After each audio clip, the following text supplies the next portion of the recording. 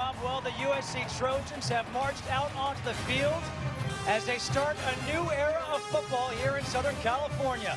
Welcome to Fox College Thursday as the Arizona Wildcats come to the Memorial Coliseum to take on the USC Trojans. And hello everybody, Justin Kutcher alongside Petros Papadakis and Joel Klatt. And first off the top, we should let you know that Marquise Lee will not be playing for USC. But of course, the story that everybody's been talking about, Lane Kiffin is out, Ed Ogeron is in. So for SC, Joel, what does this mean? Well, it means that the cloud of negativity is gone. You know, Lane Kiffin brought that negativity here, and now it's no longer here. Ed Ogeron, the interim head coach for USC, showed the players a video during the course of this week of highlights being made right here in the Coliseum. The excitement that ensued on the field and on the sidelines. He's hoping that that replicates itself here tonight against Arizona, and what he hopes is his first win as the head coach for USC. He expects his players to be loose and having fun. Now for Arizona, a guy who plays loose, has fun, and can really run, they've got Kadeem Carey. He's like that Tina Turner song. He's simply the best running back in all of college football. Hasn't had a lot of room to run this year because of some struggles with Arizona's offense, but this guy is physical. He's fast, he's got great feet, and he can catch the ball. He is a one-stop shop for greatness, but it's going to be a tough task for him against a vaunted USC front seven. They are tough, but so is Kadeem. A whole new era begins here tonight in Southern California. The USC Trojans, with Ed Ogeron as their interim head coach, take on the Arizona Wildcats. It's coming up next right here on Fox Sports 1.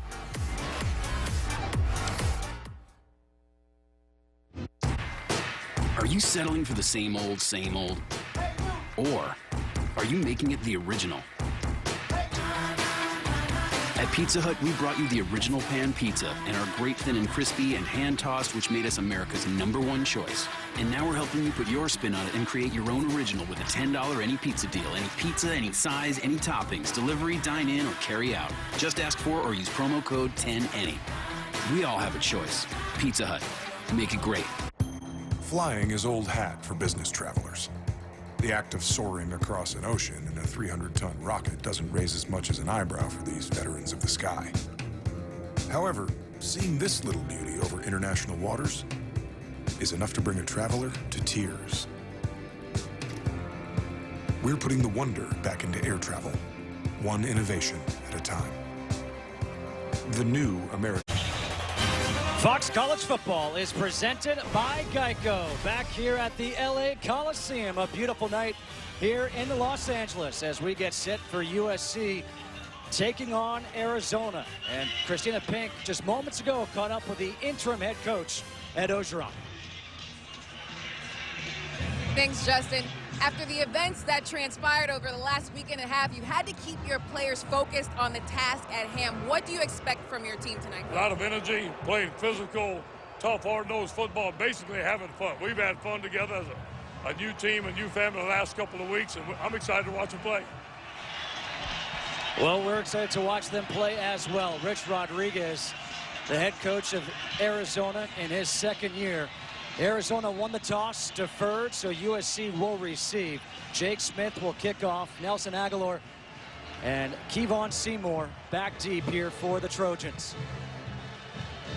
Petros, Joel, I got to be honest, I feel an electricity here. These fans are waiting to see what this USC team can do. Well, there's no doubt that things changed immediately when it was announced that Lane Kiffin, for whatever reason, was let go. These guys have felt better. And we are underway. It'll be Aguilar. Aguilar with a burst of speed gets across the 25 up to the 27. And time to look at the impact players on this side of the ball. Well, without Marquise Lee, look for the tight ends to be huge tonight. Xavier Grimble and Randall Telfair, 12 combined completions so far in the season. Don't be all that surprised if they go over that just in tonight's ball game. And Jermaine Bondurant, very good athletic player on the Arizona defense. And Scooby Wright, he'll be in the running for a freshman defensive player of the year in the Pac-12 conference. Very good player for the Wildcats. Trey Madden in the backfield. Cody Kessler under center here on first down. Hand off to Madden. And Madden gets met at the line of scrimmage, tackled by Marquise Flowers. Cody Kessler The sophomore quarterback was in that quarterback race with Max Wittick. He has been named the starter, started all 5 games this season. And you wonder how he will do with this new offense. On second down, his first pass of the night is complete to Victor Blackwell.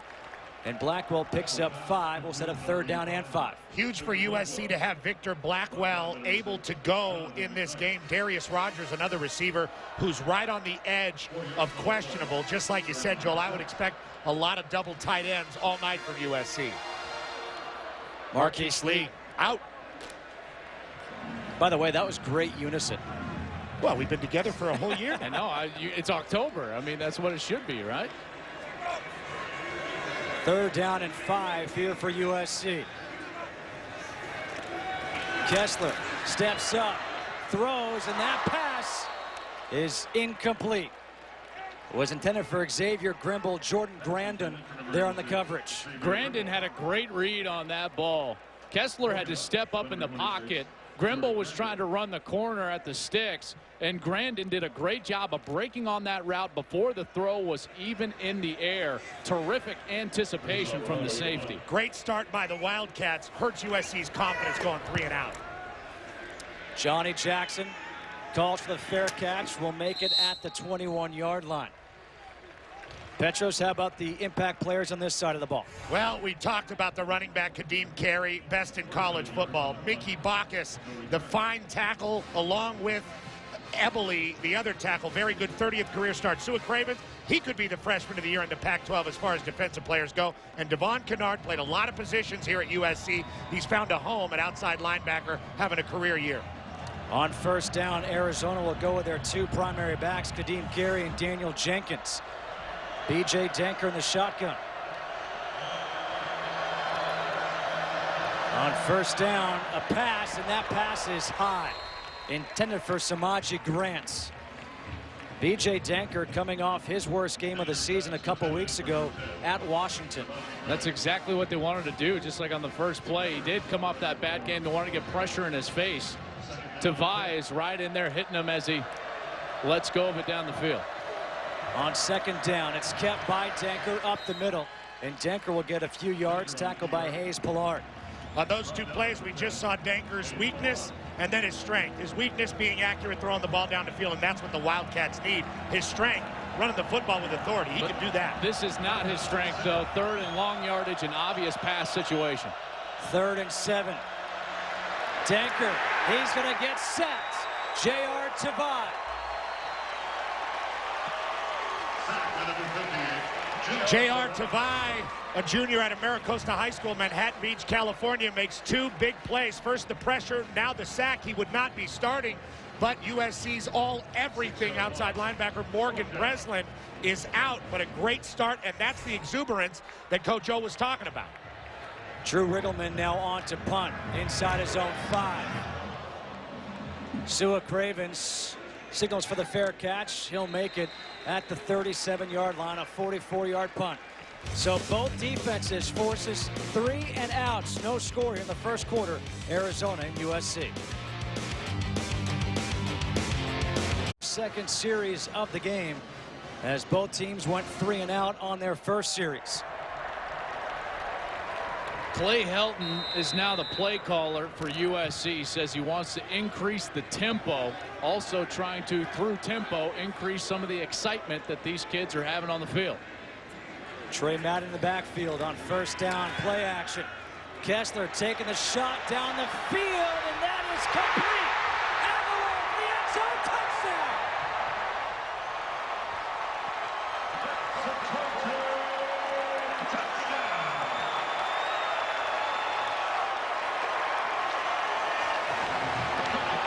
.62 yards.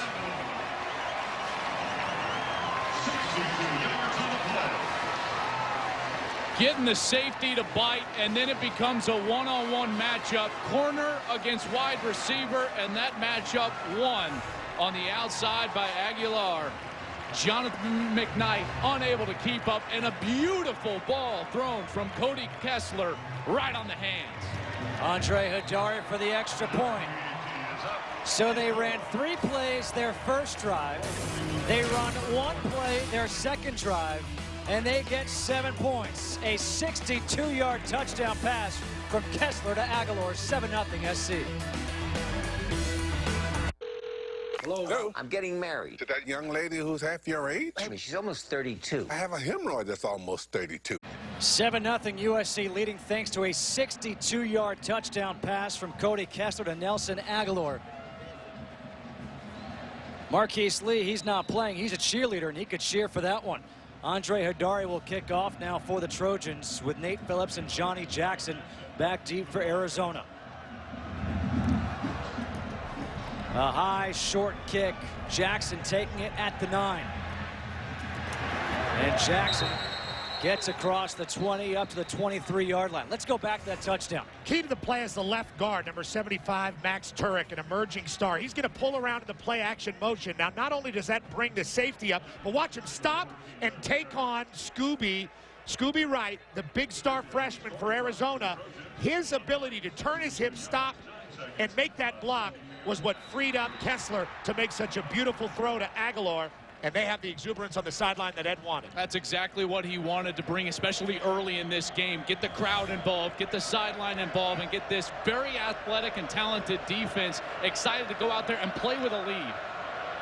On first down, Denker hands off to Carey. Carey, nice move. And Kadeem Carey on first down will get 10 yards and another first down. Just doesn't get much better than this. Kadeem Carey, Petros, like you've said, one of the best, if not the best running back in all of college football, and his talent displayed on the last carry. On first down, Denker's pass to the sideline is hauled in by Nate Phillips, one of the 2 true freshman wide receivers for Arizona. Keon Seymour, number 13, in perfect position. This ball just over his fingertips, right into the wide receiver's hands. Tough to be in that type of position and not make the play. And the play on first down by Keon Seymour, the play before, the open field tackle, huge. A 14-yard completion, another first down. Denker keeps it, looking to pass.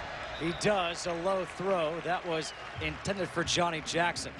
How does a guy who's been struggling with his accuracy get more accurate, especially throwing the ball in a run like that? Well, first of all, the offensive play caller's got to call some easy throws for him. The hitches into the boundary, the short side of the field against a single safety look, and get him outside of the pocket. It's clear that B.J. Denker very much more comfortable outside of the pocket.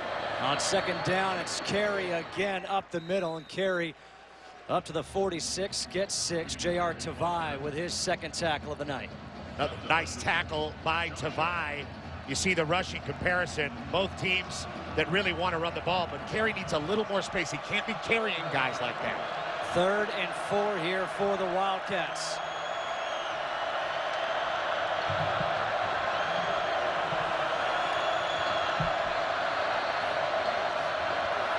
Denker, pressure. Escapes the pressure, now has some room, throws, completes to Carey. Carey has the first down, tackled at the 35. An 11-yard completion and a great job by the athletic Denker. A total breakdown from USC because Kadeem Carey was uncovered from the get-go. Man coverage in the back end, and all it took was great athleticism from B.J. Denker, but nobody with the All-American Kadeem Carey. Denker, the quick pass to Samaji Grant, and Grant up to the 30. Will get 5. Most impressive thing on that first down play for Kadeem Carey was not getting down and touching his knees. I mean, he was able to get down, get that ball without going down and extend the play a little bit. Well, that's what Denker gives you. He might not be the prototype from the pocket guy that's going to be real accurate down the field throwing the ball, but athletic enough to get out of a mess and get the ball down the field to Carey. Daniel Jenkins in here on 2nd and 5. Denker keeps it, now swings it again to Grant, and Grant will get wrapped up at the 30, at the line of scrimmage. Tackled by Josh Shaw. 3rd and 5 coming up here again for Arizona. Kadeem Carey back in at tailback.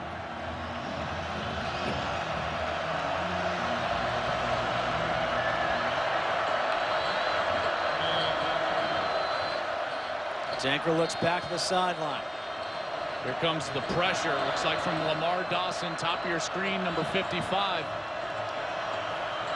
Denker rolling out, throws on the run, and completes the pass to Johnny Jackson. Another conversion here on third down, that one for 7 yards. This is the difficulty when you're going to be in man coverage and you're going to give that amount of space at the snap. It's only 4 or 5 yards for a conversion, and very astutely, Arizona goes right after that yard line. Too much space given by the USC defense. First down, handoff to Carey, got met by Hayes Pollard right away. Most impressive thing for this drive in Arizona is that they've been able to stay on the field. Now, Kadeem Carey's been dealing with this all year. Everybody loads the box because everybody knows he's a great back. Not a lot he could do there, but protect the ball with both hands. Great job by Hayes Pollard, a hard-hitting linebacker. Come in the hole, make the play. 10th play of the drive here for the Wildcats. Handoff to Carey again, who gets to the outside, slipped a tackle, finally brought down by Leonard Williams. He gets 5. It's pretty clear that USC better have more than one player at the point of attack, because if they've only got one to tackle Kadeem Carey, he's breaking that tackle. As physical a runner for his size as I've seen in the country. 3rd and 5. They're 2 for 2 on third downs on this drive.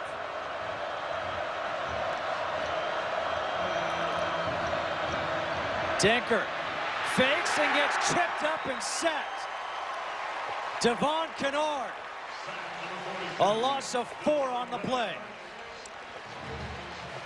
Looks like Devon Kennard came in very late. It was the blitz from the other side, Dion Bailey, that really screwed up Denker, and then Kennard was able to come in there and make the play on the blind side. Dion Bailey moved from linebacker back to safety, probably more of a natural position, only 200 pounds. You can see the athleticism on the blitz from the second level. Jake Smith now for a 38-yard field goal, and that one is going way wide.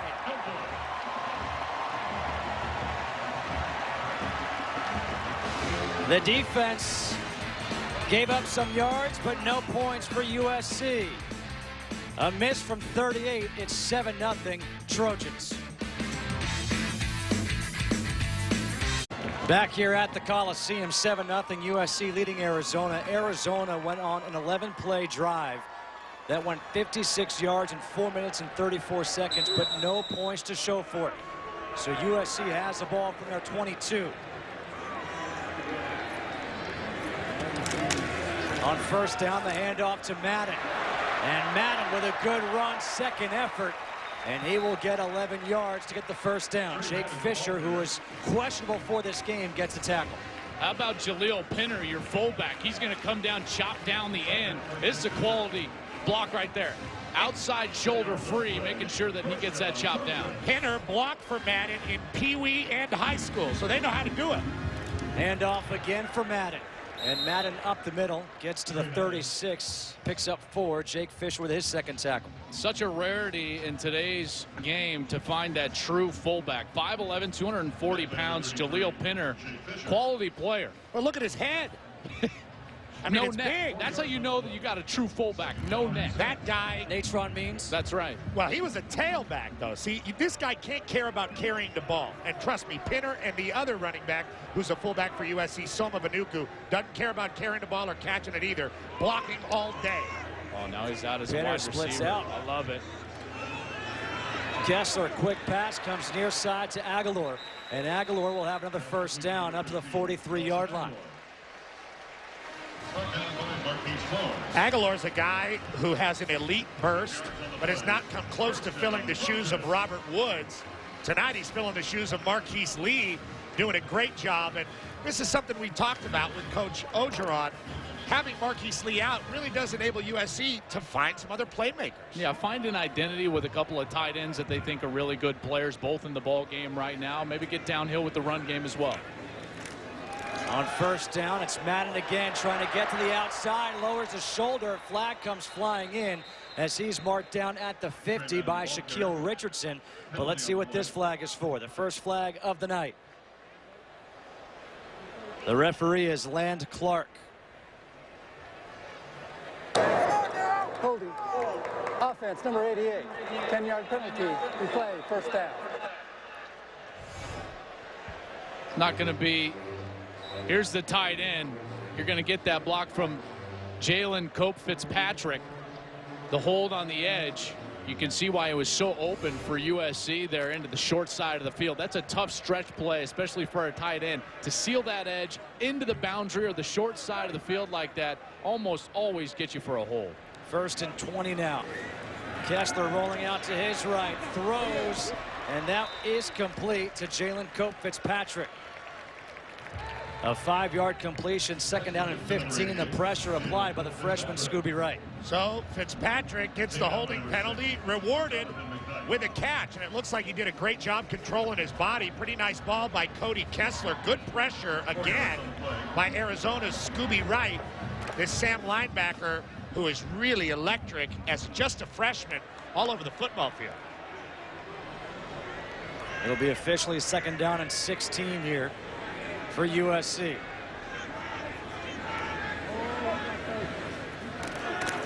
Kessler with some time, throws over the middle to Trey Madden. Madden breaks a tackle, gets a block. Madden dives to the end zone, touchdown.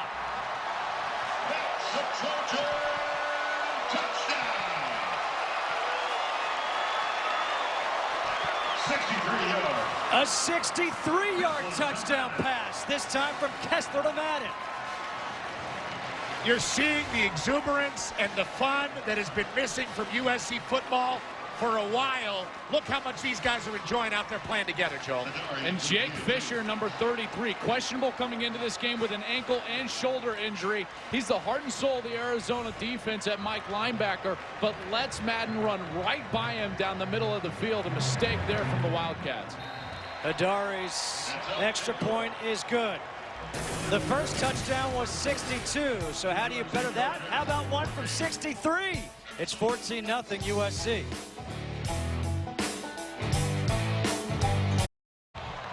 Aerial coverage tonight provided by Goodyear. Everything we've learned making tires that go the distance inspires what we roll into yours. Goodyear, more driven.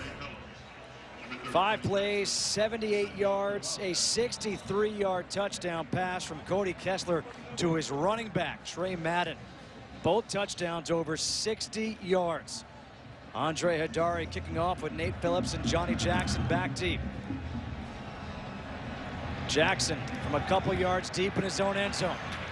Gets a good block. Gets across the 15 up to the 16. Every touchdown play of this type of yardage always starts with a great matchup. Tailback against a Mike linebacker. As Trey Madden's going to break outside, he just runs right by Jake Fisher. At that point, it's all about athleticism. Well, how many running backs make that catch in the middle of the field and then make a very good tackling safety like Jared Tevis miss like that?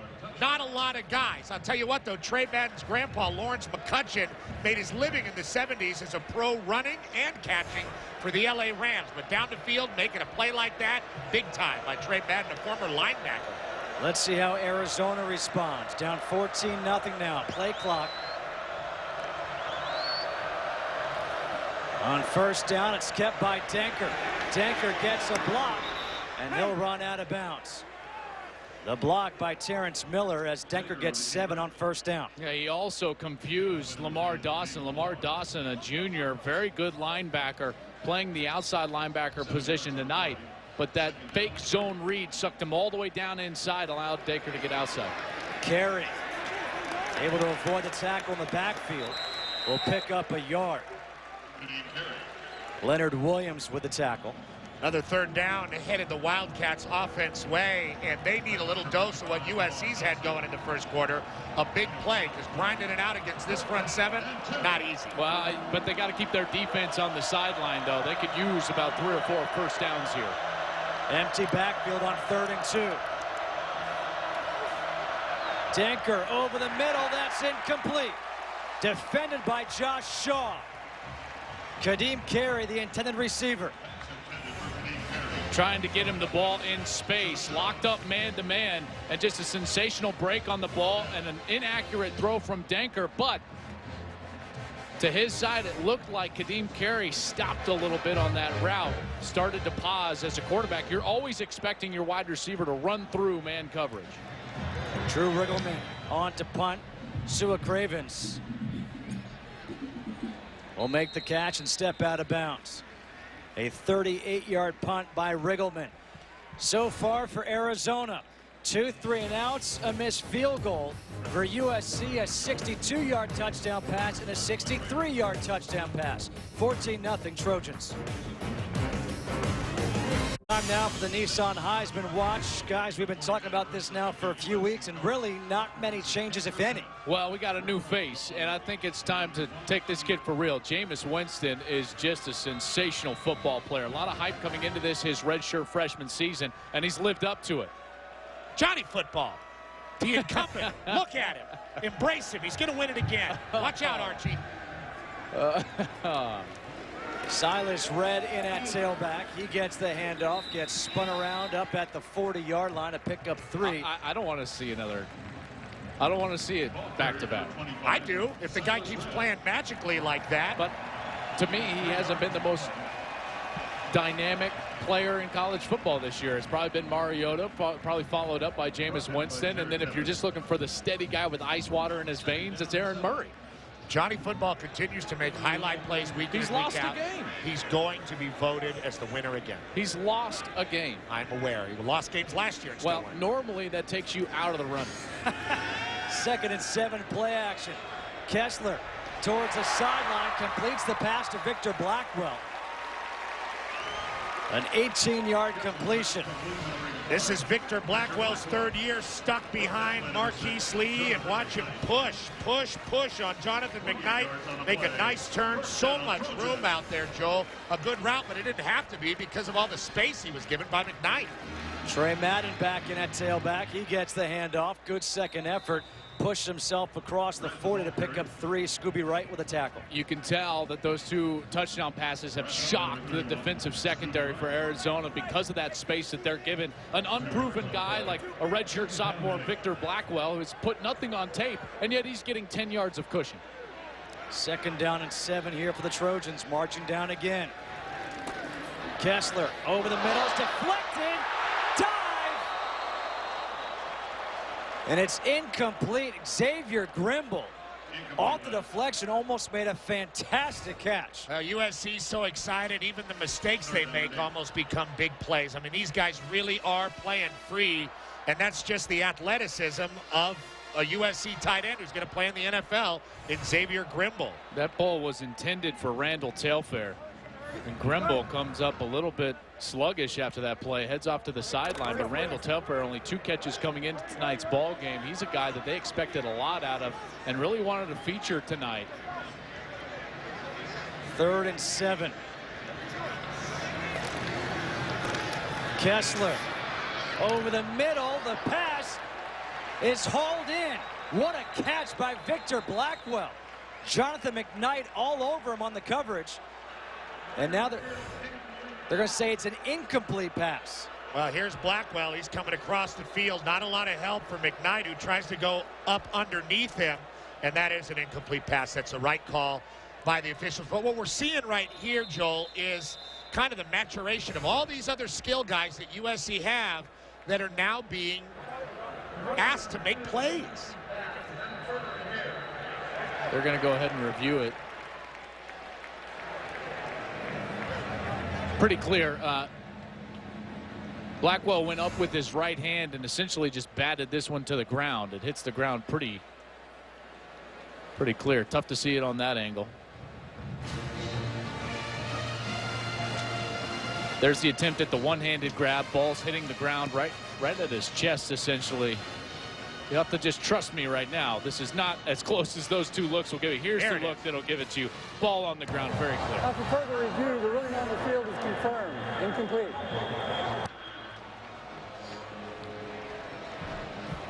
The ball right now at the 40. It's 4th and 7 for USC.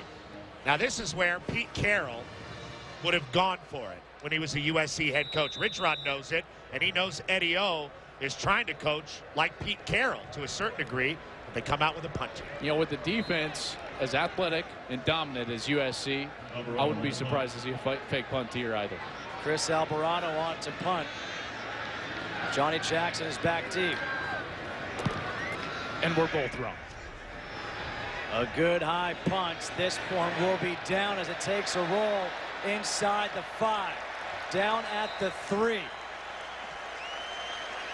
This Saturday, it's a full day of college football action beginning here on Fox Sports 1 with the Fox College Saturday pregame show. Then Iowa State battles 20th-ranked Texas Tech on Fox Sports 1, followed by 15th-ranked Baylor taking on K-State on Fox. Then it's a huge Pac-12 showdown between 2nd-ranked Oregon and 16th-ranked Washington, followed by Tulsa UTEP on Fox Sports 1. Fox Sports is your home for college football all season long. Well, here is Arizona backed up all the way at their own 3. Kadeem Carey and Daniel Jenkins are in on first down.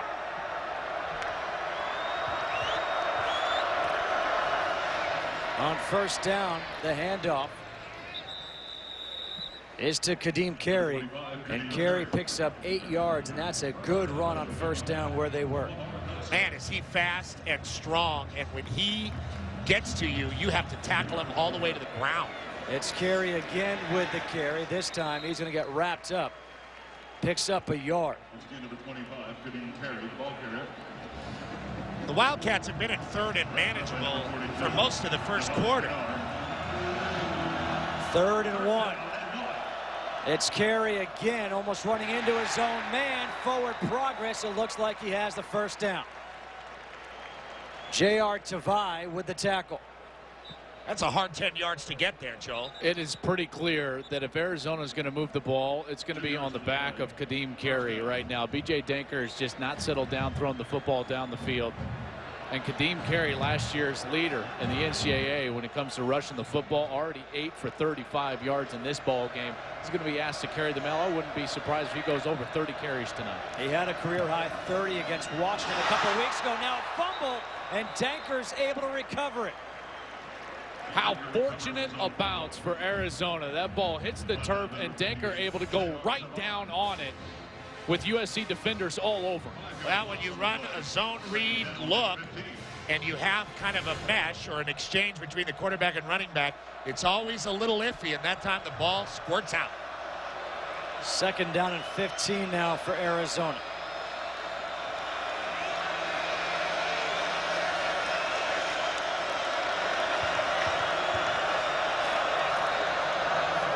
Denker to pass over the middle, wide open is Terrence Miller. And Miller has the first down up to the 37-yard line. Petros, the true freshman, Sua Craven's going to get caught with his eyes in the backfield. He's the safety, and he just stops flat-footed and doesn't see the wide receiver running right by him to his left. Mistake from the true freshman. That play for 27 yards, just the 5th completion of 20-plus yards all season. And now Denker on the keeper.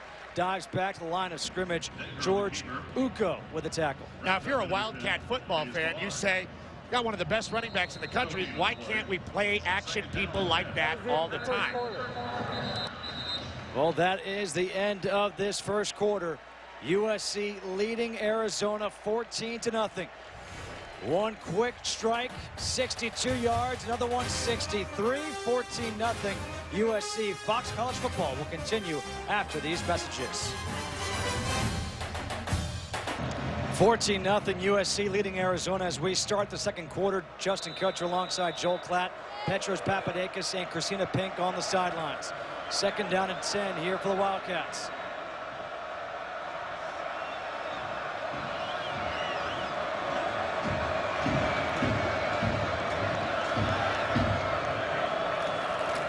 Denker fakes one way, comes back, throws on the run, lofts it up, and it's caught. Johnny Jackson. Johnny Jackson going to get up and make the play over Hayes Pollard. Not a beautifully thrown ball, but those are the big plays that the Wildcats need just to loosen things up a little. Got to get the ball down the field to get the safeties out of that run box to create some room for Kadeem Carey. You're exactly right. On first down, Denker keeps it.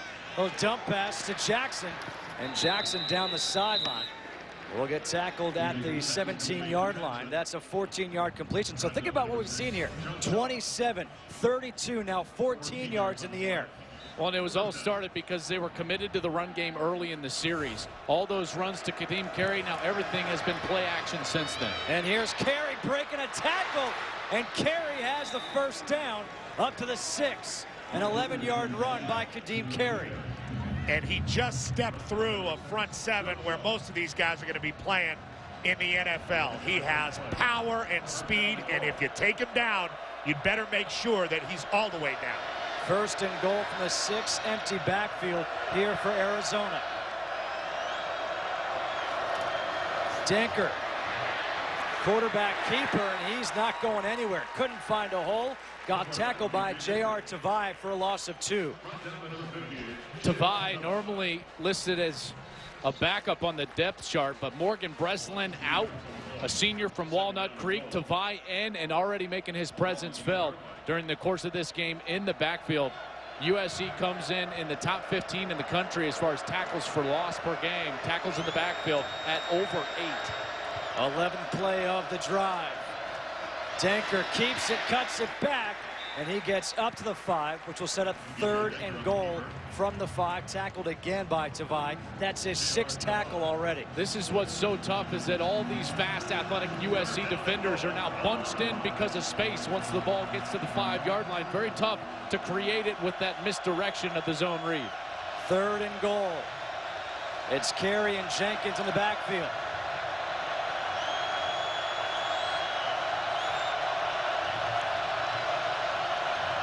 Denker rolling out.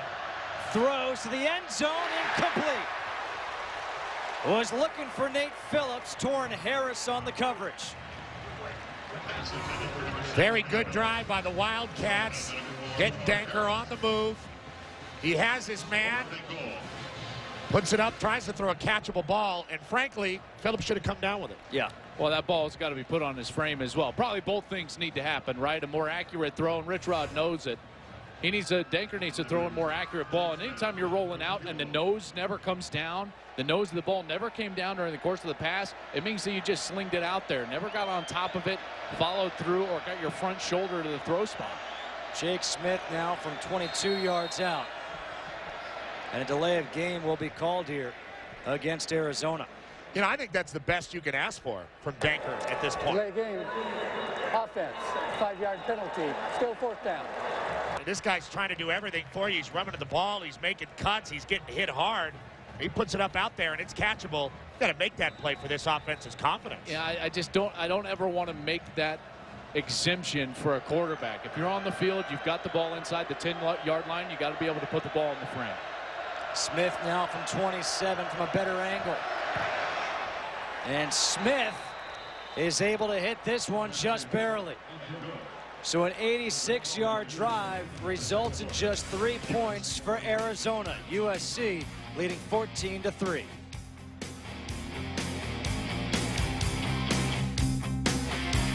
After a 13-play drive that went 86 yards and 435, but just 3 points to show for it after the Jake Smith 27-yard field goal. Smith is now on to kick off with Nelson Aguilar and Kevon Seymour back deep.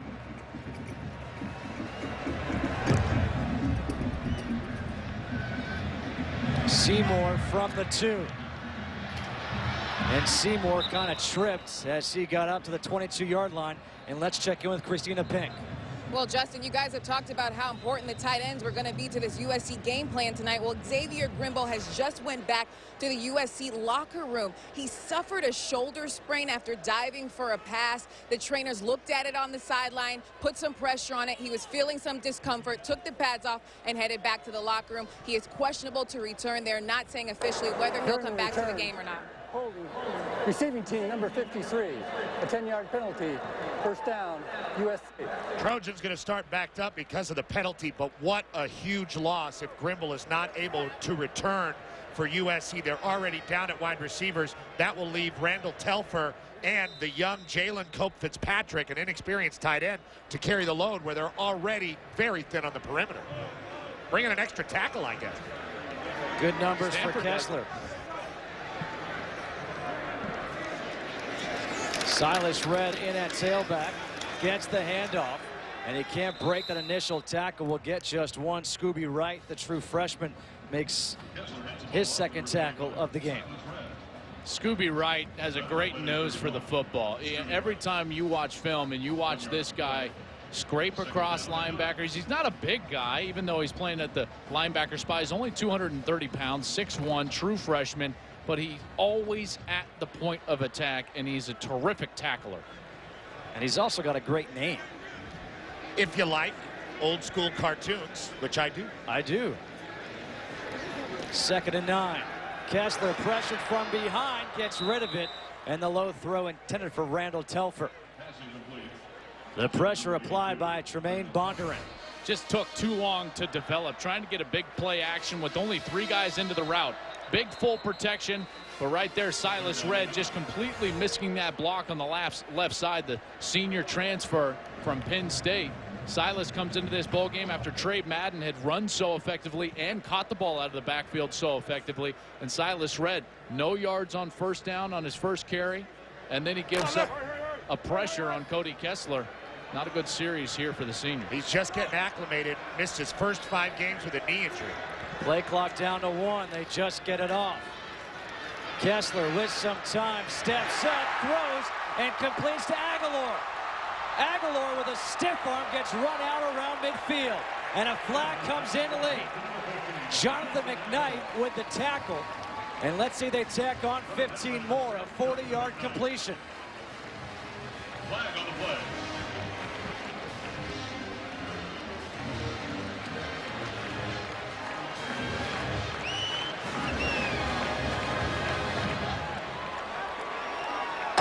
After the play, personal foul, late hit, defense. 15-yard penalty will be added to the end of the play with an automatic first down. Petros, this starts with the protection because Kessler had all the time in the world to throw this ball. Watch as he's looking left and he's going all the way up, steps up into the pocket. That's too much time playing man-to-man coverage on a guy like Nelson Aguilar. A 40-yard play becomes a 55-yard play. Silas Redd on first down gets the handoff, got hit in the backfield by Scooby Wright, able to dive forward to get to the line of scrimmage. And we were told before the game, Scooby Wright once again there. We were told Trey Madden, heavy dose, Silas Redd, heavy dose, but I think he's just trying to play his way into the game with a guy like Scooby Wright at the line of scrimmage, beating him every time he carries the ball. You can see his head down, he's breathing hard, he's getting acclimated to game action again. And that is not an easy thing to do, especially from the running back position. 2nd down and 10. Redd in motion, empty backfield now. Kessler throws to his tight end, is incomplete, was looking for Randall Telfer. Jake Fisher there to knock it away. Jake Fisher doubtful coming into the game with an ankle injury, wanted to see how it felt. In warm-ups, it felt good enough for him to start. And the Wildcats put themselves in another good position, forcing another 3rd and long. But last 3rd and long, the athleticism of Nelson Aguilar and the protection that we pointed out really broke the heart of the Wildcats. Let's see if they can get off the field here. 3rd and 10. Play clock is down to 5. Kessler just gets it off again. Throws, and that one is batted down by Karifi Taula. They only came with the 3-man rush. And Taula, a junior, 6'4", 265. Watch him moving to his right, getting his left hand up. Really athletic play because in the back end, USC had a runner. Wide receiver wide open on that crossing route. A lot of people call it a drive route. Kessler saw it. He was about to exploit the defense, but a terrific job up at the point of attack by Karifi Taula. Yeah, he swapped it, didn't he? Arizona's taking a timeout here with 10:38 to go. 4th and 10 coming up from the 35-yard line. And you wonder if this is one of those timeouts where Rich Rodriguez is thinking maybe there's a fake punt play here. Who knows here at the 35-yard line. But you got to leave your starting defense in no matter what USC puts out there, I would say, at this point in the game. I would absolutely agree with that. There's Jeff Castile, defensive coordinator for Arizona, and he's done a heck of a job. They have had the 2 big pass plays, but USC has struggled moving the ball methodically down the field, whereas Arizona has had an 11-play drive in which ends with a missed field goal, and then a 13-play drive that ends in a field goal. It's just a big play right now that's hurting Arizona. And Castillo's defense looks better and better with every year. He's got that chameleon 3-3-5 alignment. He hooked up with Rich Rod in West Virginia, so they've been doing this a long time together. Really well-disguised fronts and coverages. That's the characteristic of what Castillo does. Chris Alvarado on to punts. Back deep is Johnny Jackson at his own 10.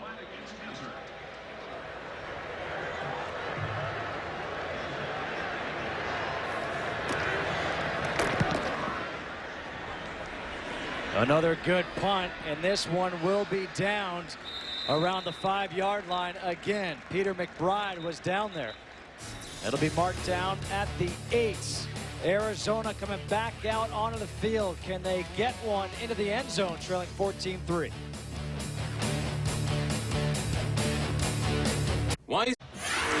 For those of you who are watching Detroit march on to the ALCS, you missed some exciting plays, Joel Clark. A couple of big pass plays, over 60 yards from Cody Kessler. First to Nelson Aguilar, and then a big completion right down the middle of the field. That's a running back, Trey Madden. Unbelievable skills in space. Takes it all the way in for their second score. On first down, it's a handoff to Kadeem Carey. And Carey up to the 11. So what has happened so far? Well, Cody Kessler, 198 yards through the air already. 2 of those huge plays, 63 and 62 yards. Hey, USC 164 yards on 3 big pass plays and 2 touchdowns. Just 55 yards on their 17 other plays so far in the first half. On second down and 7, Denker dumps it off to Terrence Miller. And Miller lowers that shoulder and gets up to the 25-yard line. A first down. USC is having a lot of problems with the misdirection from Arizona's offense. They need to stay committed to that run game because that's where all of that misdirection starts. It's kept by Denker. And Denker will get a couple yards. Josh Shaw and Devon Kennard combine for the tackle. Second down and 8 here coming up for the Wildcats.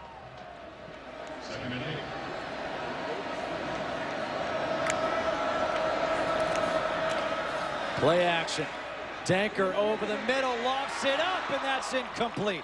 Shaw was there. Johnny Jackson, the intended receiver. Just floated up into the middle of the field. Cardinals sin from a quarterback standpoint. Josh Shaw was right there, probably should have intercepted that ball. And he put an elbow right in his chin. Well, Johnny Jackson may have gotten away with a little offensive PI, but he did his best DB impression there. Good thing, or else that would have been a pick. Good no call. Third down and 8. Denker setting up for the screen for Carey. And Carey, good tackle by J.R. Tavai. And that'll set up fourth down, the 7th tackle of the game already for Tavai. I love the motor on Tavai. Tavai has been all over the field. Normally a backup number 58 left part of your screen. He reads the screen perfectly, and then he just slips under that block and goes right at the legs of Kadeem Carey. You got to have a lot of courage to knife in there on a screen, and he showed it. Drew Riggleman has it blocked. Down now at the 42-yard line. Soma Venuku.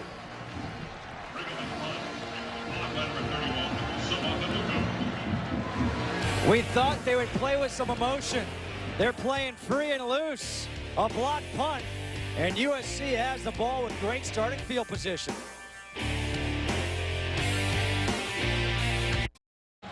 Soma Venuku on the sideline after the block punt on special teams. Gives his offense great starting field position at the 42-yard line of Arizona, leading 14-3. Justin Davis in for the first time at tailback. Play action. Kessler taking the shot down the field to Aguilar. And it's broken up. Shaquille Richardson came over and knocked that one loose. Boy, he had him absolutely wide open. Number 15, right portion of your screen. Great blitz pickup there by the fullback Pinner.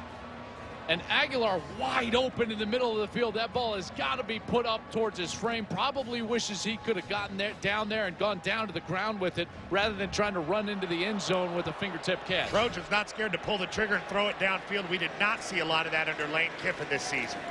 On second down, Davis with his first carry jumps over some guys on the field to get 3 yards and set up 3rd down and 7.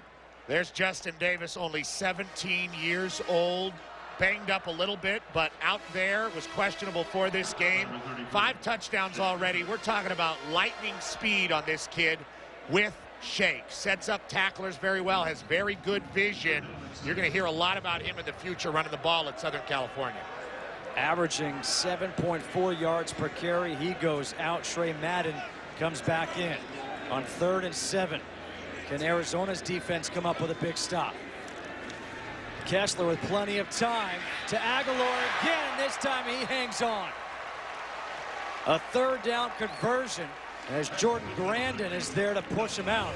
But a 20-yard completion. I love how he makes an inside move first. Outside of the numbers to start with, you see how they call it a stem release. Get yourself inside of the numbers, create a little bit of skinniness in the defense, and then break to the outside. That's that one step of space needed to create the completion. A terrific route run by Nelson Aguilar. Already 128 yards in his first half. Justin Davis back in. They hand off to him, and he ran into a sea of white jerseys.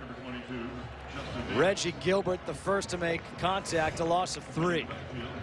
This rush defense has been stout. Now, you wouldn't think it because schematically they list this defense as a 3-3-5. You would think you could get the ball downhill on them. There are not a lot of big players on the 2nd and 3rd level, but they do an excellent job of disguising their looks and playing very strong at the point of attack with quality linebacker play and terrific defensive tackles that are very active at the line of scrimmage. 2nd down and 13.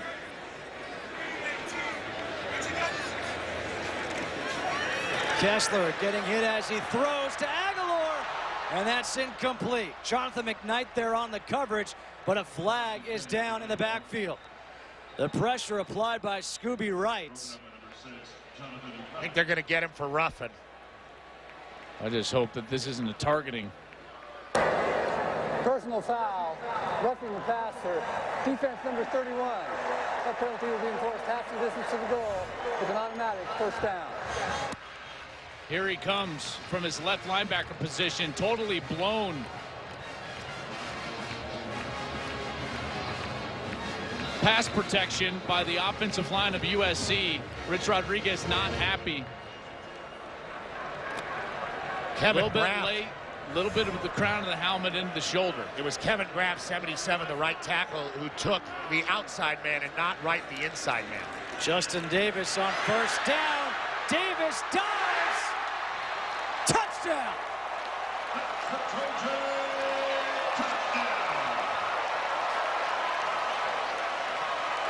11-yard carry, number 22, Justin Davis.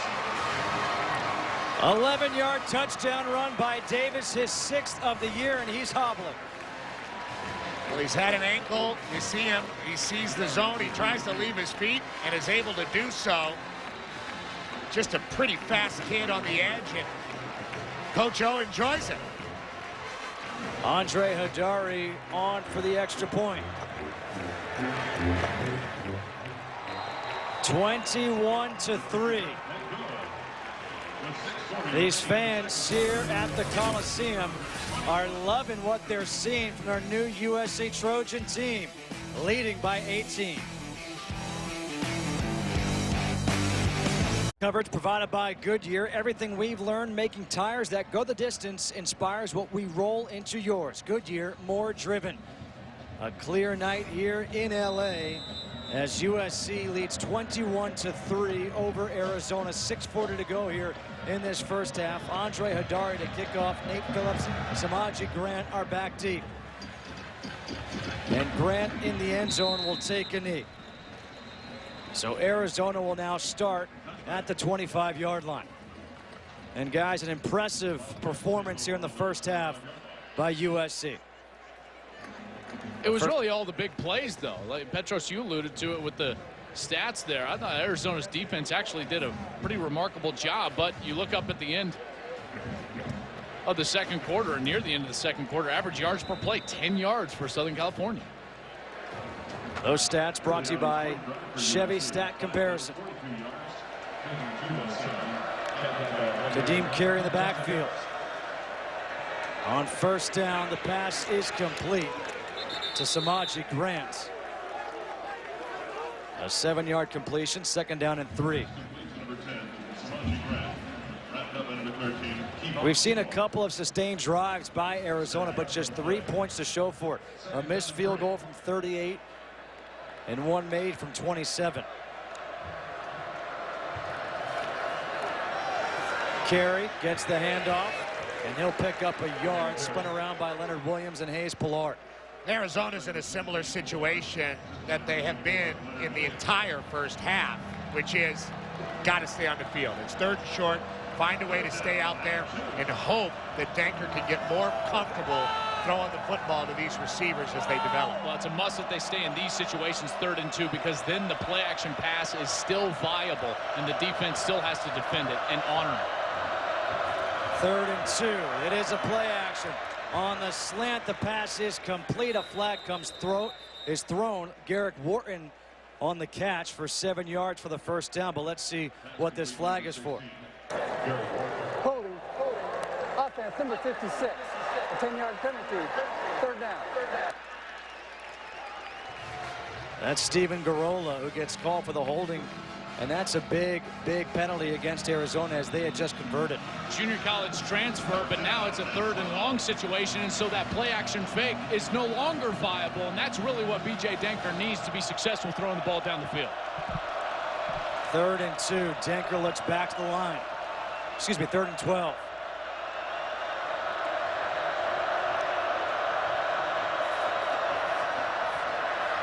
Denker dumps it off to Terrence Miller. And Miller will be stopped at the line by guess who? J.R. Tavai. You know, it's pretty tough to run a double screen when it's defended this well. Devon Kennard sees it to Kadeem Carey on the left side. On the right side, Tavai recognizes it a little late, but is able to come back and make the play. And Coach O loves it because he coaches up that screen defending. You know, the tough part. High snap. Nearly blocked again.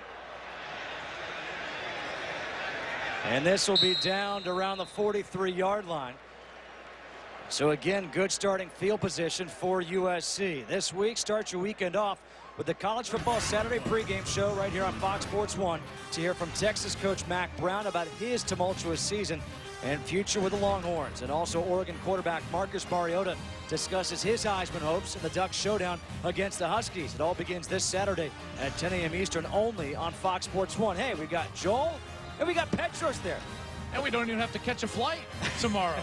We're already here. I've always been on there, Justin. You just haven't seen it. That is true. You know what? It was the hair. I just didn't even recognize I had a haircut. We removed you from the graphic 1 week just to see if you saw it. On first down, the handoff to Madden. And Madden down to 45, gets 3. Dan Pettinato with the tackle. That run game has been non-existent ever since the early first quarter for USC, and now they're going to go back to the guy that got it started early in the game, Trey Madden. They've tried Silas Red, they've tried Justin Davis, and even though he scored on the last possession, those tough yards inside of the tackle, it's been all Trey Madden tonight. Just 3.2 yards per carry for USC. Madden again getting to the outside. Madden stays on his feet to get the first down. Scooby Wright finally brought him down, but Jared Tevis missed the tackle. Now, this is the second time that Madden has just done Tevis dirty. This time he keeps his balance. This guy does not have a lot of moves. He wants to go right through you. Remember, former linebacker even here at USC, and man, can he run the ball. But I'm impressed with his shake. That block was not, or the blocking was not very good. The play shouldn't have gone for much yardage, but he can bounce it outside, so he's got the athleticism to boot. Javaris Allen now in the backfield. He gets the handoff. The guy they call Buck down the sideline. And he gets shoved out by Shaquille Richardson, although he may have been the one delivering the blow. You know, this just kind of speaks to what Ed Ogeron has done so far with this USC football team. All these different backs getting the ball. Buck Allen, very popular on this football team, able to deliver a blow, and that ignites the sideline. Finish the run. Get behind your pads. Don't run out of bounds. I've heard countless running backs coach say that. And on that play, Allen delivers. 5th play of 20 or more yards for USC. Allen again, 2nd effort. And Allen will get a couple. This time Jared Tevis wrapped him up. A flag is thrown.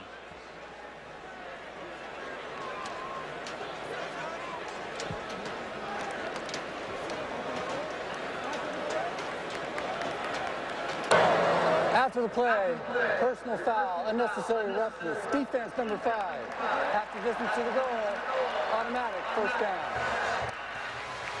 That's Shaquille Richardson, who got hit by Allen the last play. Now that's Shaq Richardson and Nelson Aguilar tied up after the play, and they just kind of squared up and started boxing. It's always the last guy. Aguilar got a few in there. His hands were up in the face of a guy like Richardson. Wasn't a lot to go there, but as soon as you attract the eyes of the official and then throw that blow, you're going to draw the flag. Allen again. Again with that 2nd effort, that lunge forward. USC's running power. I mean, they look a little bit like Stanford right now. That was just a left power play. The right guard, Andre Walker, pulling around, and Allen doing a great job of getting up underneath the guard. 2nd down and 4 from the 5. Allen again, moving that pile. And he is down around the 1. Should be good enough for the first down. Marquise Flowers with the tackle. Same play, Joel. And on that play, you're going to get a pulling guard, Andre Walker, from the right guard position. He's leading up in the hole, and now fast up-tempo pace. 1st and goal from inside the 1. Airborne is Allen for the touchdown.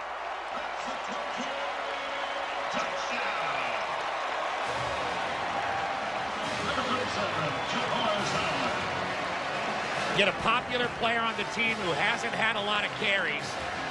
Carry the ball on the same play 3 plays in a row with the pulling guard. You see him there, number 70, Walker, coming around again. Allen does a good job of getting underneath him, leaving his feet, and that really ignites the football team. I mean, they love seeing that on the sideline, and what Ed Ogeron has said about the team being excited, enjoying playing with each other has come to fruition tonight.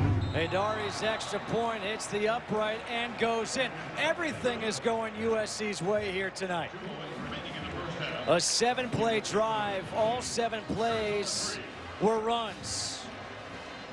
28-3 with 2:08 to go. Let's check in with Rob Stone. What's coming up at the half? Coming up on the Pizza Hut halftime show, what would Teddy Bridgewater add to his Heisman highlight reel tonight? Plus, a Mack Brown conversation ahead of the Red River rivalry. We'll see you at the break. I give Rob a lot of credit for even saying Red River rivalry right there, because that's one of the hardest things to say. It is his job. Just saying. How about it was USC's job to run power? Everybody runs it. You know, some people call it blast, some people call it power. 92, 12. I've heard it called 36. All these different. Well, guess what it is? You pull a guard and you get the back right up behind that, and you run downhill power football at the defense. And Clay Helton, the offensive play caller now for USC, 3 straight play calls. For Allen, behind the guard, pulling guard, Andre Walker. That is attitude downhill football. Helton told us, he said, you know, my play calling philosophy, find out what the kids can do and then do it over and over and over again. And guess what he just did on the last series? Adari's kickoff, a short one. Samaje Grant hits the hole, and he'll get up to the 25-yard line. 2:01 to play here in the first half. USC leading 28-3. Ed Ogeron, the offense, 297 yards in the first half so far. Now, again, a lot of big plays, but they're capitalizing. Well, and that one was set up by Vanuku. Remember, let's go back. The blocked punt. Vanuku laying out, blocking that punt, setting his offense up with very good field position, and then came the power football to get it into the end zone. Got to go with Kadeem Carey here. He's the engine of your offense. Got to go back to the straw that stirs the drink. Danker on first down passes and completes the pass to David Richards. And Richards will get 5, sets up second down and 5. Let's see how this offense looks, maybe in the hurry up. They're always in the hurry up. Everybody is in college football these days. It's amazing. Nobody huddles up anymore. Why are they trying to change formations if they're going to be inside of 2 minutes in the no huddle? Danker again to Richards, and that's for the first down. That's complete to Richards. Rep number 10, Hayes Pilar. 6 yards on the play. First down Wildcats. Empty backfield. Danker again, the short, quick pass, and this is complete to Samaje Grant. Coming up on the Pizza Hut halftime report with Rob Stone, Coy Wire, Ryan Neese, Teddy Bridgewater in Louisville against Rutgers, and Mac Brown and his future. Danker now rolling out, pressured, throws. That one is hauled in. Nate Phillips, the race to the end zone, touchdown.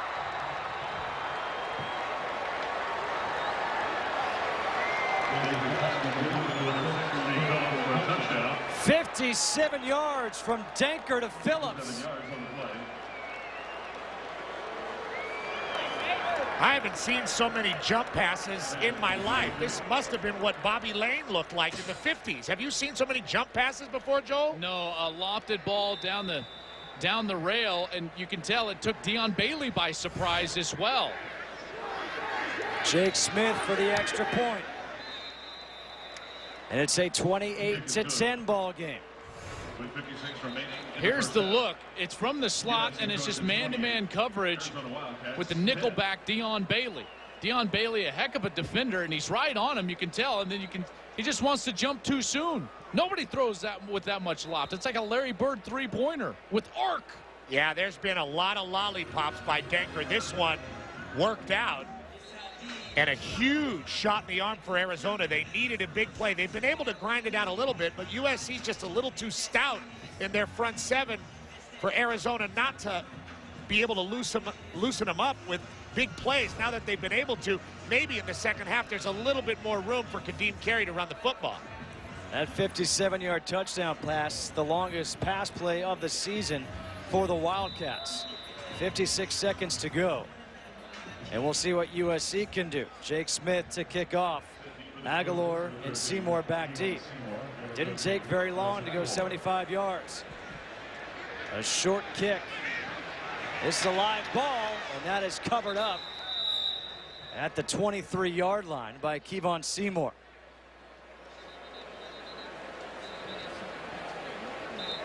And 55 seconds to go before the Pizza Hut halftime report with Rob Stone, Coy Wire, and Ryan Neese.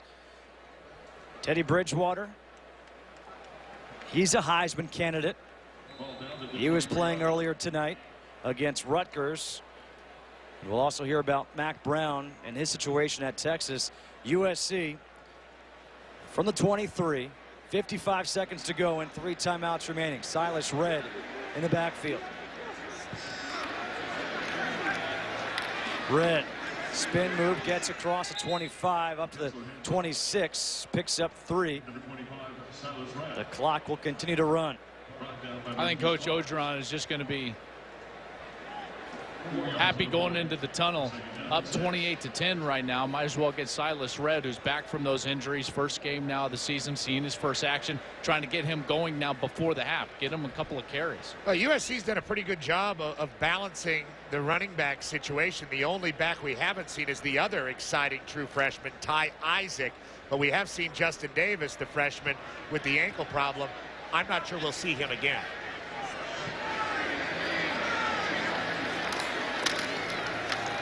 Redd on the carry again, and Redd a good run as he gets the first down. 3 seconds to go. Jared Tevis with the tackle. And I think you're right, Joel. These play calls right now from Coach Helton are about getting Silas Redd reacclimated to football. If you're just going to run the football, you say, why not just take a knee? Well, you got a guy that hasn't played football all year long, so why not get him some live carries out here against the Arizona defense, or just handing the ball off to Silas Redd, getting him acclimated. Maybe they can get him more going in the second half. The final play of this half. It's Redd again, and Redd up the middle, up to the 41. And that will bring us to halftime. Jake Fisher with his third tackle of the game. There is a player down right now on the field. That is Kevin Graff. He is now stood up, being helped up by a couple of his teammates. USC with 315 yards in the first half. 4 touchdowns. At the end of the first half, it's USC 28, Arizona 10. We now go to Rob Stone in Los Angeles, down the road from here, for the Pizza Hut halftime report, which starts right now.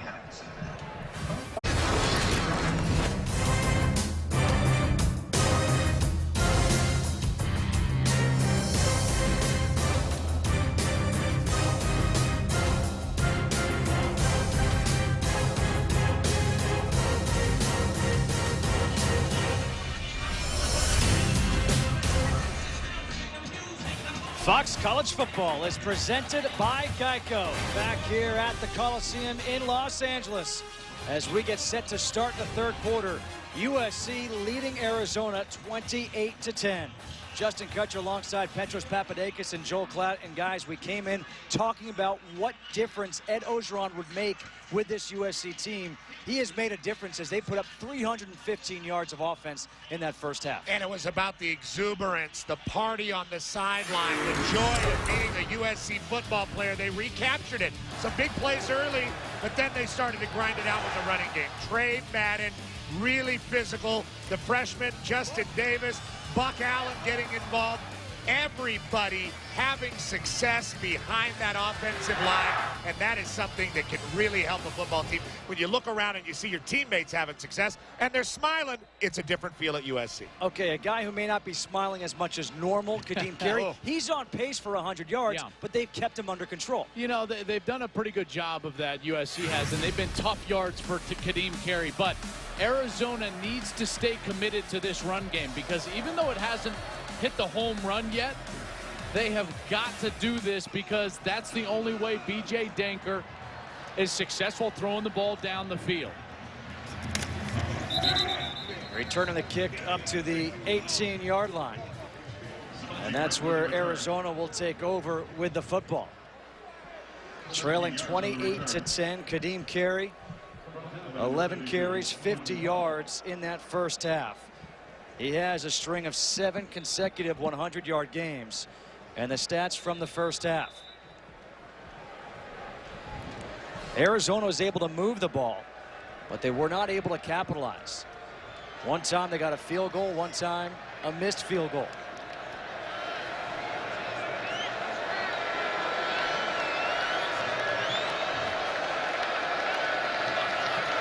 Play clock down to 4. Denker on first down will keep it. A flag comes flying. The pass is complete to Nate Phillips. Denker's pass complete to number 6. Well, let's see what this flag is for. Flag on the play.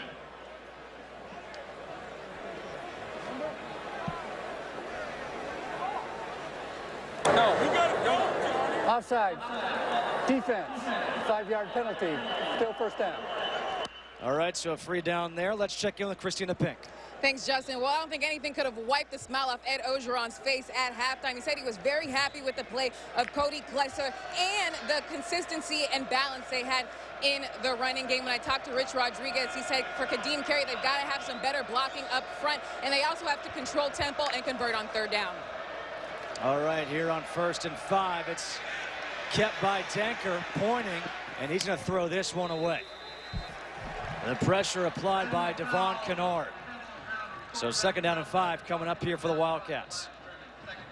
Denker's not a guy that's going to sit in the pocket and lead you back from an 18-point deficit. That's why they've got to stay committed to this run game with Kadeem Carey. Their offensive line has done an okay job opening up enough space for Carey to get some yardage.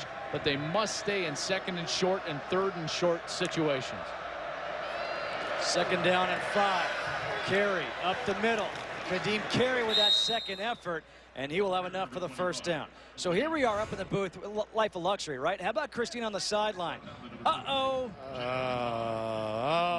look at her, take the hit, and she keeps on going. The second effort, she bounces off of the tackle. That's why she's down there. I wasn't tough enough. You were able to stay on your feet.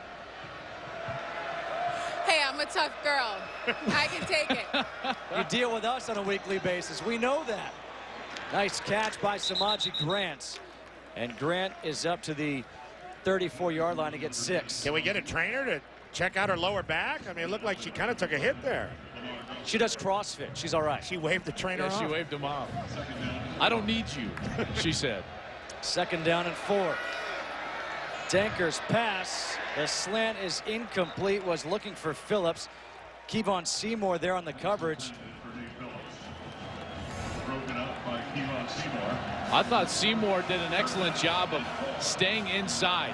It's almost impossible to run a slant route when you've got that heavy of inside leverage from the corner. Don't let him cross your face.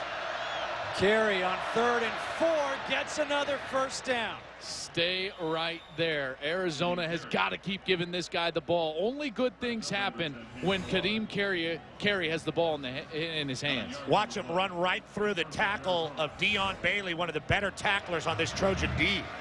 Kept by Danker. Throws, and that was incomplete. Tipped by Torrin Harris. Intended for Terrence Miller. Joel, this is kind of the same offensive theme we saw from the Wildcats in the 1st half. Just kind of eking out yardage, barely getting 1st downs, but staying on the field. Empty backfield here on 2nd and 10. Danker swings it out to Carey. And Carey gets across the 45 up to the 46. Hayes Pollard with his 6th tackle of the game. Normally when Arizona snaps the football, it's totally on B.J. Danker to read what's going on. They've got the zone read. They've got run plays attached with pass plays. 85% of the time he's making a decision. They got to dial some stuff up for number 25. On 3rd and 8, Danker going deep, and that is incomplete. The closest man was Torrin Harris. Again, he was looking for Terrence Miller.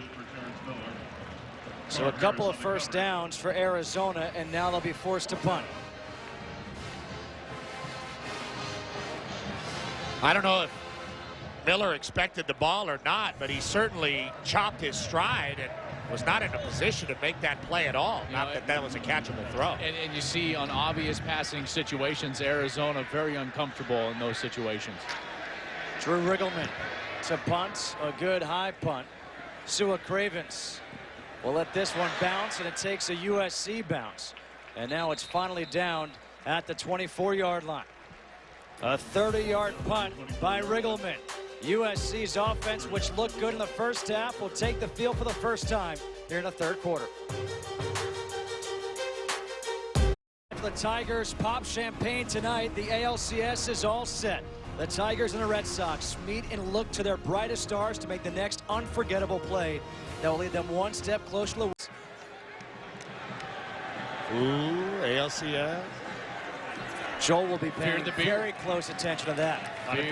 The beer. Cody Kessler on the run, throws towards the sideline. And that is incomplete. Was looking to the tight end, Randall Telfer.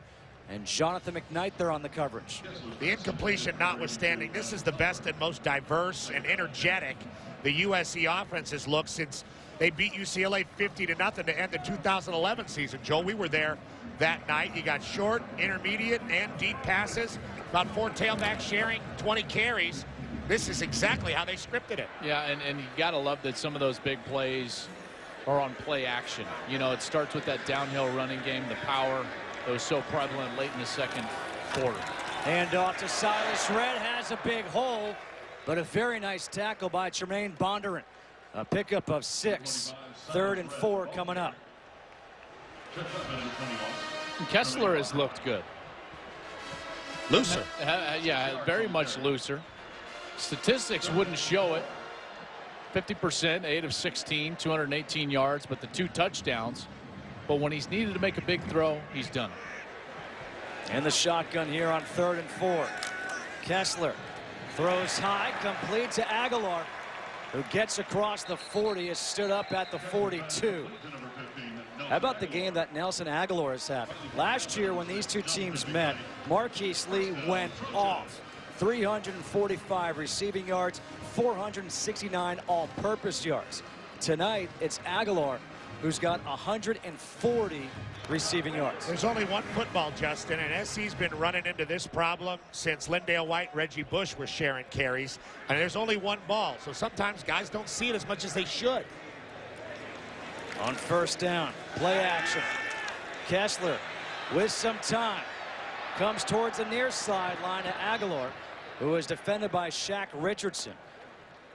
No flag, incomplete, 2nd and 10. I've counted 5 different times tonight that USC has done exactly what they just tried to do, which is a heavy play action fake and then keep everybody in to protect Cody Kessler, only sending 2 guys out on the route, trying to say that, hey, Nelson Aguilar is going to beat you down the field because we're going to give Cody Kessler enough time for him to do so. But you got to credit Arizona's defensive back on the last play. He was able to run stride for stride with Aguilar down the field. 2nd and 10 from the 42. Hand off to Red. Got hit in the backfield. Red got wrapped up by Marquise Flowers. A loss of 1 on the play. Marquise Flowers still playing. This guy in that game you referenced last year, Justin, picked Matt Barkley twice. He is a safety, but he's moved up to linebacker, kind of part of this amoeba defense. But he can play in the box. He's very tough, and he can buzz out to the sideline too. Been very impressed with him throughout his career at Arizona. 3rd and 11.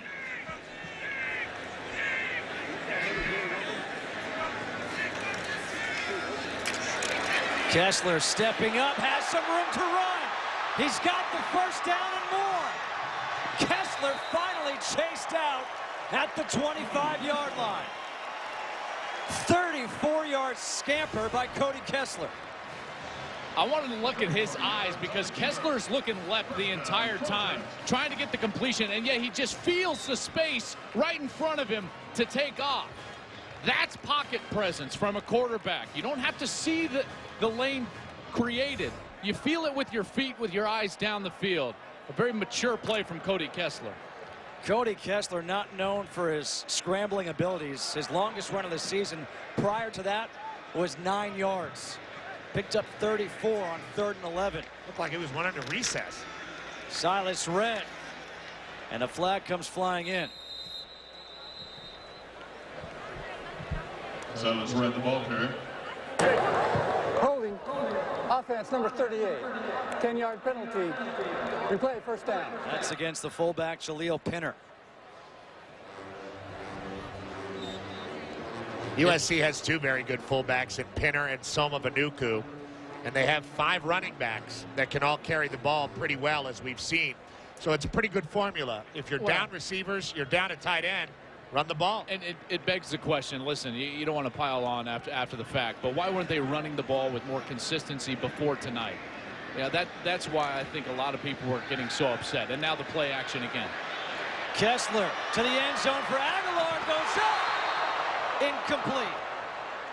Jonathan McKnight there on the coverage again. And a huge issue for USC if Aguilar can't get up. I mean, now you're starting to have to move guys over from defense to line up at wide receiver there. Very thin. Similar play, max protection, just like you were talking about, Joel. Double coverage, he has a chance. It all starts when you run the football and you have some success there. Then the safeties have to honor that, and you end up creating one-on-one situations like Jonathan McKnight, the corner for Arizona, has been in all night long. Aguilar has won a couple, and you got to credit McKnight because he was right there. Terrific coverage in the back of the end zone.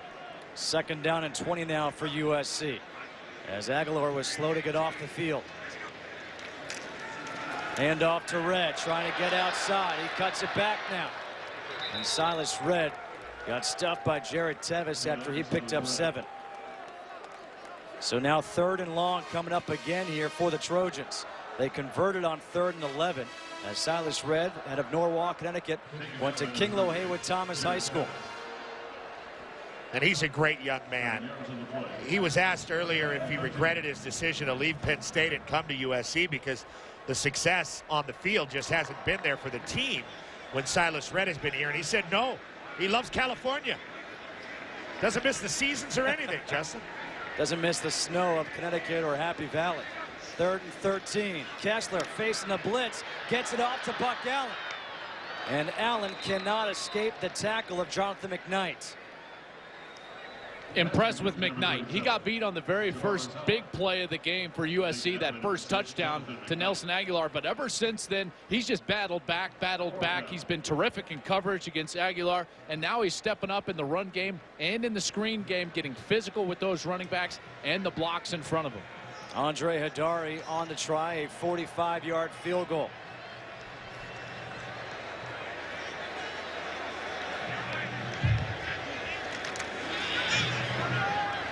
And Hadari drills it from 45 yards out. How about Ed Ogeron? He's fired up there on the sidelines. His offense is clicking. His team leads 31-10. Tonight provided by Goodyear. Everything we've learned making tires that go the distance inspires what we roll into yours. Goodyear, more driven. You know, the blimp park's right by my house. Really? Yeah, I'm often confused for the blimp. No. Hadari, the 45-yard field goal. Doesn't show. Cody Kessler, though, had that 34-yard scramble that extended the drive. Samaji Grant from the 5. And Grant gets up to the 20. A 15-yard return tackled by George Katrib. All right, so here comes Arizona, trailing 31-10. Joel, you said stay with the run game. Yeah, it's going to be tougher and tougher to do that. I mean, 31-10 at this point, you're putting yourself in a pretty one-dimensional state offensively, which is the wrong place to be against a very athletic front seven like USC. One way to look at it, though, is you're down 3 touchdowns. There's 8 minutes left plus in the third. Lots of time. You can still grind it out with Kadeem Carey and hope something happens like it did at the end of the second quarter. A big play to get some momentum back for your sideline. A broken play right there. Denker wanted to hand it off to somebody. J.R. Tavai brings him down for a loss of 3. Looks like the confusion was actually with Kadeem Carey to his right. He's expecting Carey to go run the zone read with Carey heading to his left. Carey goes and tries to chop down the outside linebacker and leaves Denker alone in the backfield. That's 3 tackles for a loss for Tavai. Now it is Kadeem Carey. And Carey gets back to the original line of scrimmage, tackled by Leonard Williams. These are great and courageous runs by Kadeem Carey. Runs that are going to look wonderful on tape when the NFL scouts are evaluating it. But right now, it's just not enough to bust this USC defense, who's very tough and athletic, open, especially in the front 7. 3rd and 10.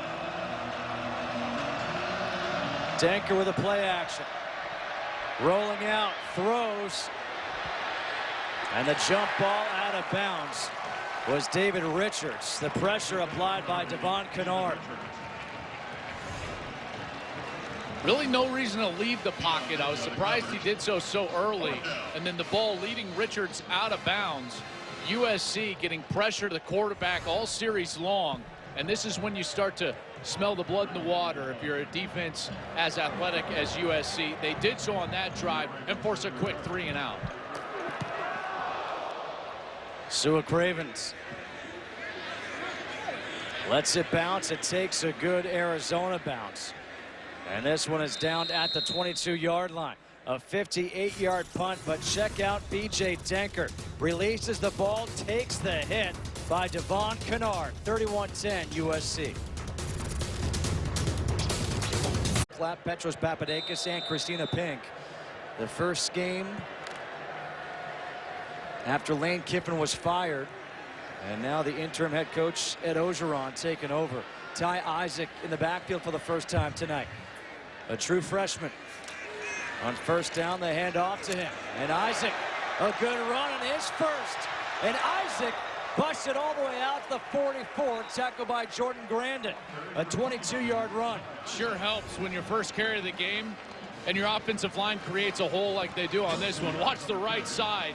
Just a truck could drive through this lane. And Isaac hits it nicely with the cutback there to his left. And then physical, straight ahead running, getting as many yards as he can. So much for his red shirt.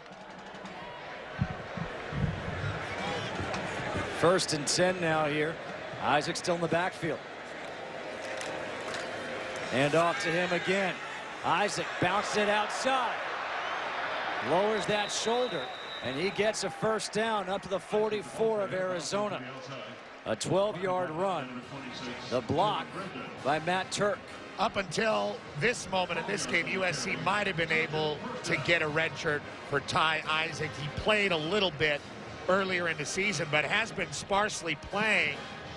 This guy can really push the pile, and that's something that Ed Ogeron told us about yesterday. Justin Davis, really the electric. He would be the lightning part of this freshman duo. Isaac, the thunder. Another first down. It's Isaac again.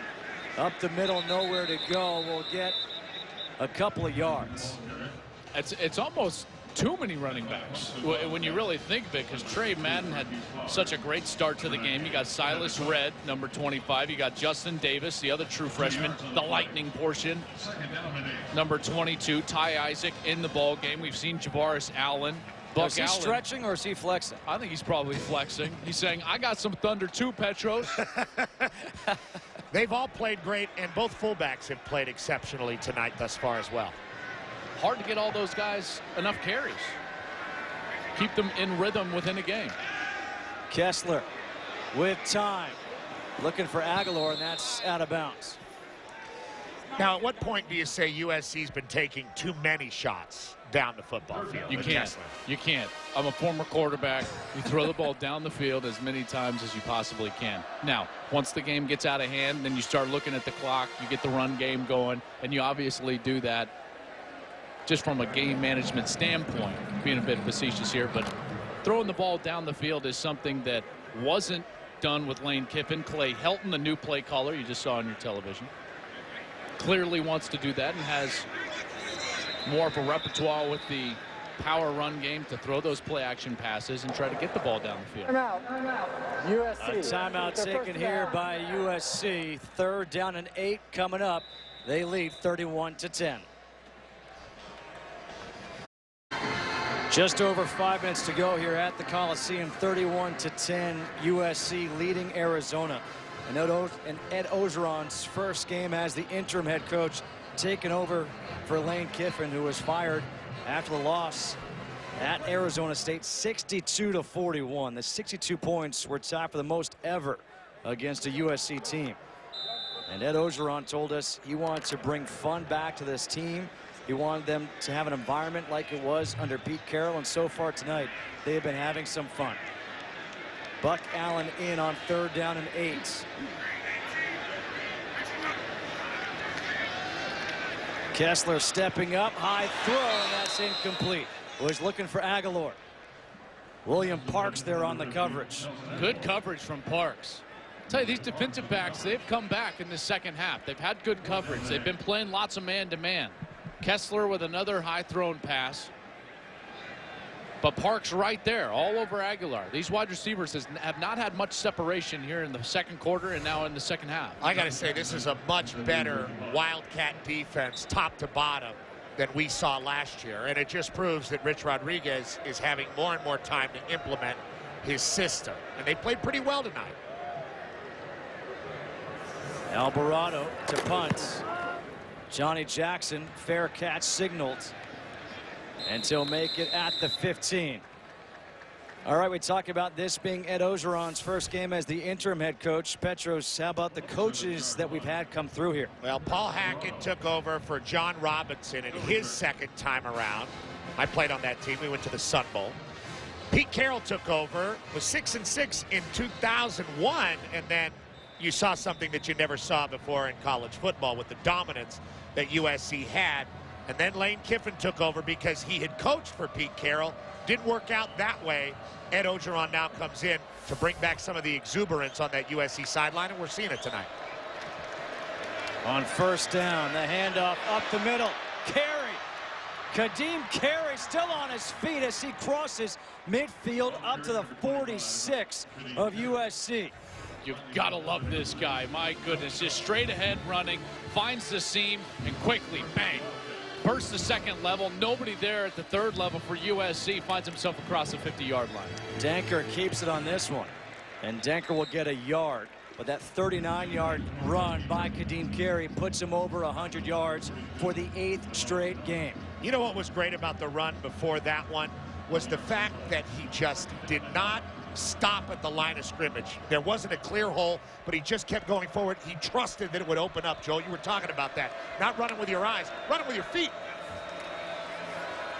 Danker, pump fake, has a man open, completes the pass. Wharton. Touchdown, Arizona.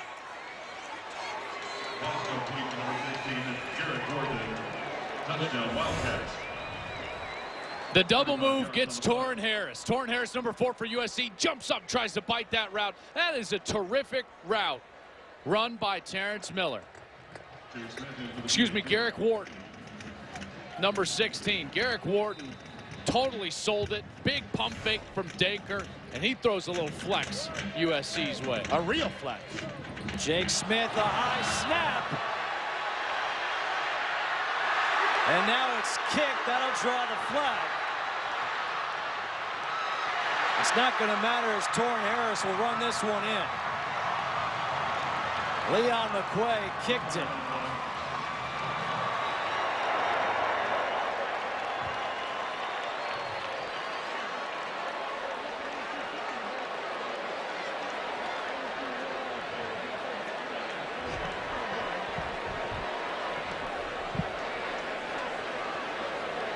They do play soccer here sometimes.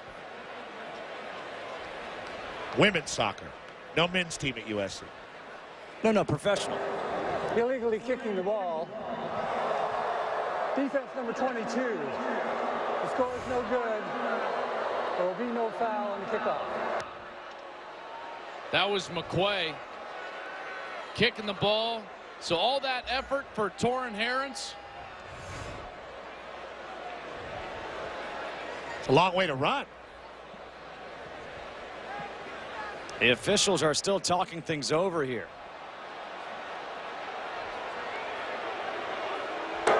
Correction. The ball being forced half the distance to the goal. Retry. So because of that display of soccer skills on the football field, we're going to have another try at the extra point. That's a long way to run for Torrin Harris. Jeez, yeah.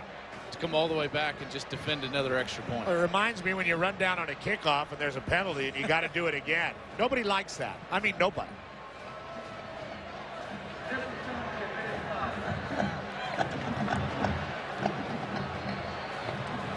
And you do realize on this extra point attempt, half the distance to the goal, that makes a big difference here.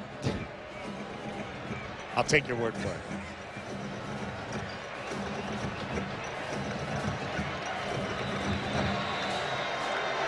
They didn't even move it half the distance to the goal.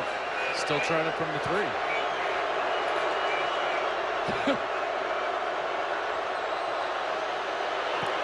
3. And this time, everything is good. B.J. Danker finding Garrick Wharton 45 yards down the sideline, and it's 31-17 SC. Tonight on Fox Sports Live, join Jay Onrait and Dan O'Toole, along with Gary Payton, Andy Roddick, and Jimmy Rollins, as they bring you all the scores, news, and highlights you need. Catch Fox Sports Live tonight after the game right here on Fox Sports 1. For the Trojans, number 15. Garrick Wharton with his first touchdown catch of the year. 31-17, Arizona trailing USC. And a lot of time left. You just got to keep chipping away if you're Arizona. Now, all of a sudden, right back in this ballgame. A short kick again, taken by Seymour. And with that short kick, field position now at the 27 for USC to start. You know, you said it. Arizona got a little bit going offensively. 2 big plays. Long run from Kadeem Carey, the long pass to Wharton, and now they have a chance. And their defense, as we discussed, under that man, Castile, has been doing a good job of just kind of hanging in there, not really bending, but breaking, especially in the first half. But they have made plays when they've been asked to. They've corrected that. And if they can really bow their necks here, Joel, they put their team in a pretty good position to come back in the second half. Justin Davis in the backfield. Play action. Kessler towards the sideline, finds Nelson Aguilar. Again, Aguilar up to the 44, an 18-yard completion. They're having a lot of trouble with him one-on-one. Yeah, especially when he's going to dump out of routes. Now, if he's just going to go down the field, this is why it's been so hard for them to get down the field. How quickly Jonathan McKnight, number 6, turns and starts to run backwards. So a really nice play call there to dump out of the route, come on a comeback after the big play action fake, and just get the easy completion in front of the defensive back. Hand off to Davis. Davis cuts it back. Picks up a yard before Marquise Flowers is there to stand him up. You know, you're talking about all these different tailbacks playing for USC. Now that you're in a relatively precarious position where you need to hang on to the ball, you don't want to give it back to Arizona right now. They have a little momentum. Which back do you go with? I would go with Trey Madden, but right now, the freshman, Justin Davis, on the field. There's Silas Redd, another option, veteran option. We haven't seen Trey Madden in a long time. This is a guy who's opened the year with 4 100-yard games. 5 carries, 28 yards for Madden in this one. Play action. They get the pass off to Telfer, and Telfer gets flipped over. After he picks up the first down, Jared Tevis went low. A 12-yard completion. Marcus Flowers all over Kessler in the backfield. That is tough to do from a quarterback position. To turn your head and know you're going to take one right in the chops, and he delivers a perfect ball to Telfair down the sidelines, who ends up getting the first down. Nice play from Kessler. Great awareness, knowing that he might get pressure there from that wide side of the field. 1st and 10. The 43. It's Davis up the middle. And Davis gets up to the 38-yard line, picks up 6, tackled by Tevis. That's the 6th tackle of the game for Tevis. 2 big hits on consecutive plays from Tevis, the one upending Telfair, and that time just turning Justin Davis back, just saying, no, you can't get in this club. That club's name? First down.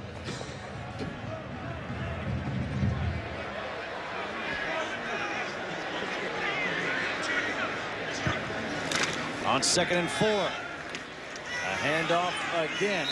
Jake Fisher was right there to stop Davis. A loss of 1. And here comes one of those opportunities for Arizona. You got to get pressure on Cody Kessler in this situation. You can't allow him to just sit there and pick you apart with a hitch route or some sort of dropout route to the outside. Expect some sort of pressure with man defense played behind it. Pressuring the wide receivers, trying to force Kessler to get the ball out of his hands as quickly as possible. Buck Allen now in at tailback. The pass is swung out to Buck Allen, and Allen very close. And they will move the chains. And a great play design. That's what's called full action, run action pass, full flow. Everything to the front side. You fake the run to the front side, the route happens on the front side, and Kessler ends up throwing it to the same guys that were doing the run action fake in the first place. Gets the back out of the backfield into the flat for an easy first down. Is Coach Helt really expressing himself as a play caller tonight? I think doing a pretty good job. Play clock down to 1. Do they get it off? A timeout was called prior to the snap. Timeout, USC. Their second of the half. It'll be 30 seconds in length. So with 33 seconds remaining, 1st and 10, and the play clock winding down, SC called a timeout. Look at all these backs. Trey Madden, who really started the game off well for the Trojans. Silas Red getting reacclimated to the game. There's the freshman Justin Davis with the electricity on the edge. The people's champion, Buck Allen, bringing his giant head into the game. And then the big tough freshman, Ty Isaac, with some nice running. There's Trey Madden, and I think they might have taken his helmet from him. I'm not sure what his status is going forward, but USC, plenty of backs to carry the load throughout the game. That last first down play for Buck Allen, he was lined up in the fullback position. You saw all those yards on the ground. 5 running backs, none of them more than 37 yards.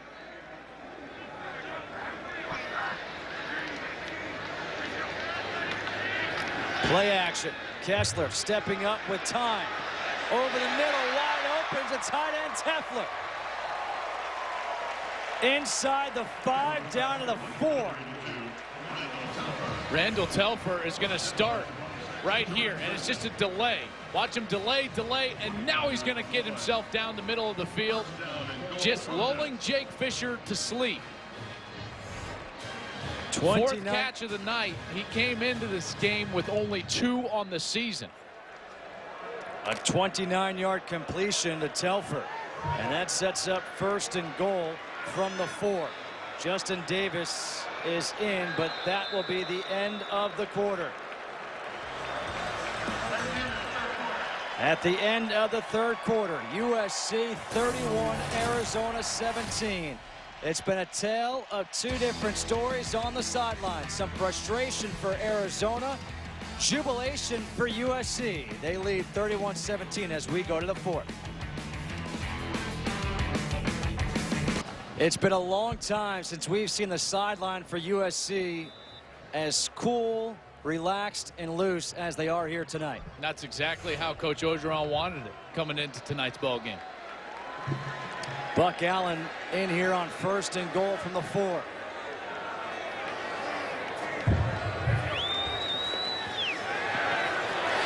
The pass is low, incomplete, and there was some confusion on that play with Kessler and Buck Allen. Marquise Flowers applying some of the pressure, but that was a play that probably should have been made.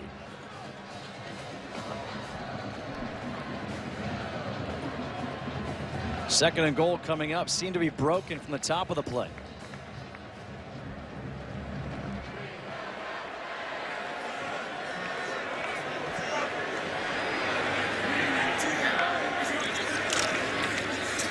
Handoff to Allen, trying to get outside, dives, touchdown.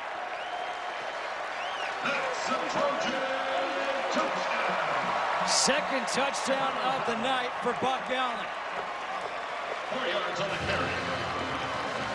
We've seen both fullbacks. We've seen 5 tailbacks. This is the backup fullback, Soma Vanuku, you see leading the way through, clearing a path so Buck Allen could get a shot at that pylon, and he didn't waste it. Boy, that is that old school stretch zone from USC, and he knows where the camera is. That's right, son. You're on Fox Sports 1. Hollywood! Andre Hadari on for the extra point. 38-17. Marquise Lee not able to play. He's fired up. Rich Rodriguez the opposite. USC Trojans 37, Arizona Wildcats 17. We said Marquise Lee is a cheerleader. Trey Madden has become a cheerleader. They got some backs now. This is going to be a formidable run game coming up. Get out of my way. The camera's right there. Yeah, we see you, Buck. We do. That red light means it's on.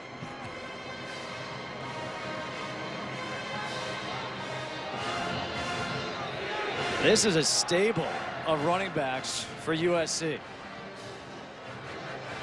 Red, Allen, Isaac, Madden, Davis. And yet none of those guys who I just mentioned have more than 37 yards on the night. but as a team, 189 yards. Allen's been terrific, averaging over 6 yards a carry. They all have. You know, all of them have had their moments. Andre Adari to kick off. Johnny Jackson, Samaji Grant are back deep.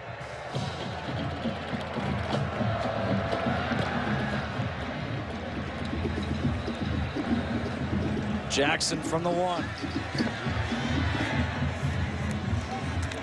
And Jackson, a good return, is out at the 24-yard line. We talked about Trey Madden being a cheerleader right now. For more on this, let's check back in with Christina. Well, Justin, Madden will be forced to be a cheerleader for the remainder of this game. Started the game strong, but ending the game here on the bench. He has a hamstring injury, will not return to this game. All right, so that's Madden, who won't return. Marquise Lee, who's not playing. We've seen Xavier Grimble go down. And yet here's USC winning 38-17. Danker on first down, rolling out to his left. Pressured, throws, gets rid of it, out of bounds. You know, we just had the report from Christina about Trey Madden being out for the rest of the game. That's something else that has changed dramatically at USC in the post-Lane Kiffin era. They are now telling the media and everybody else what the injuries are. Practice has been opened up again to the media. Lane Kiffin had it all closed down. Kadeem Carey up the middle, tackled by Devon Kennard. He gets 5. And more importantly, Ed Ogeron has brought back the cookies. Dessert for the players at training table. And it's not just the linemen that enjoy cookies. Let me speak for skill position players everywhere. Danker on the slants. Is there a flag? No flag. Torrin Harris on the coverage on Samaji Grant. I think everybody loves cookies. Torrin Harris got away with a hold there. Yeah, he did. And that's going to take Arizona off the field, give it back to USC. USC has a mind to grind it out. With all those backs, they got the stable to do it. Riggleman on to punt.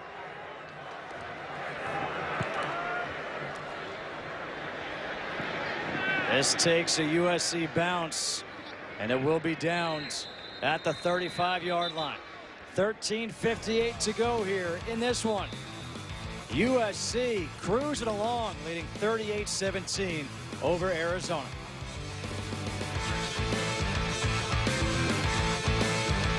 Go the distance inspires what we roll into yours. Goodyear, more driven. Back here at the Coliseum in Los Angeles. A different atmosphere here tonight under interim head coach Ed Ogeron. The students, they're having fun.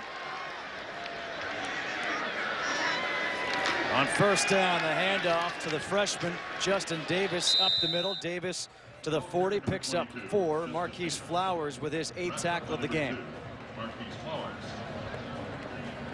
This is when that run game is so important. USC up over 190 yards, right at 6 a carry, grinding it out.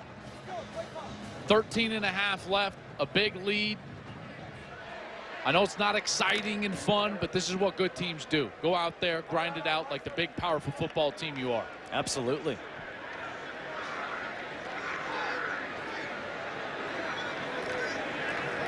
Hand off to Davis again, getting to the outside. Davis showing off that speed.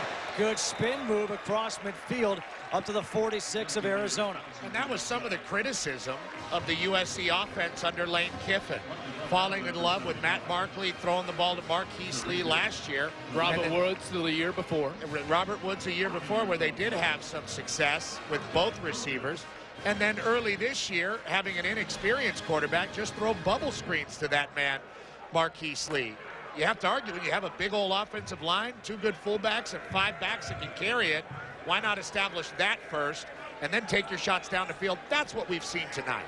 500 total yards for USC. It's Davis again with a nice little cutback, and he got hit hard by Jake Fisher. Hey guys, I found it interesting when Coach Ogeron told us that Marquise Lee would not play, and it might actually be a good thing for this team because all of a sudden other guys may get more involved. We talked about it in the first half. There's only one football, and Marquise Lee is one of the most electric players I've ever seen in a USC football uniform.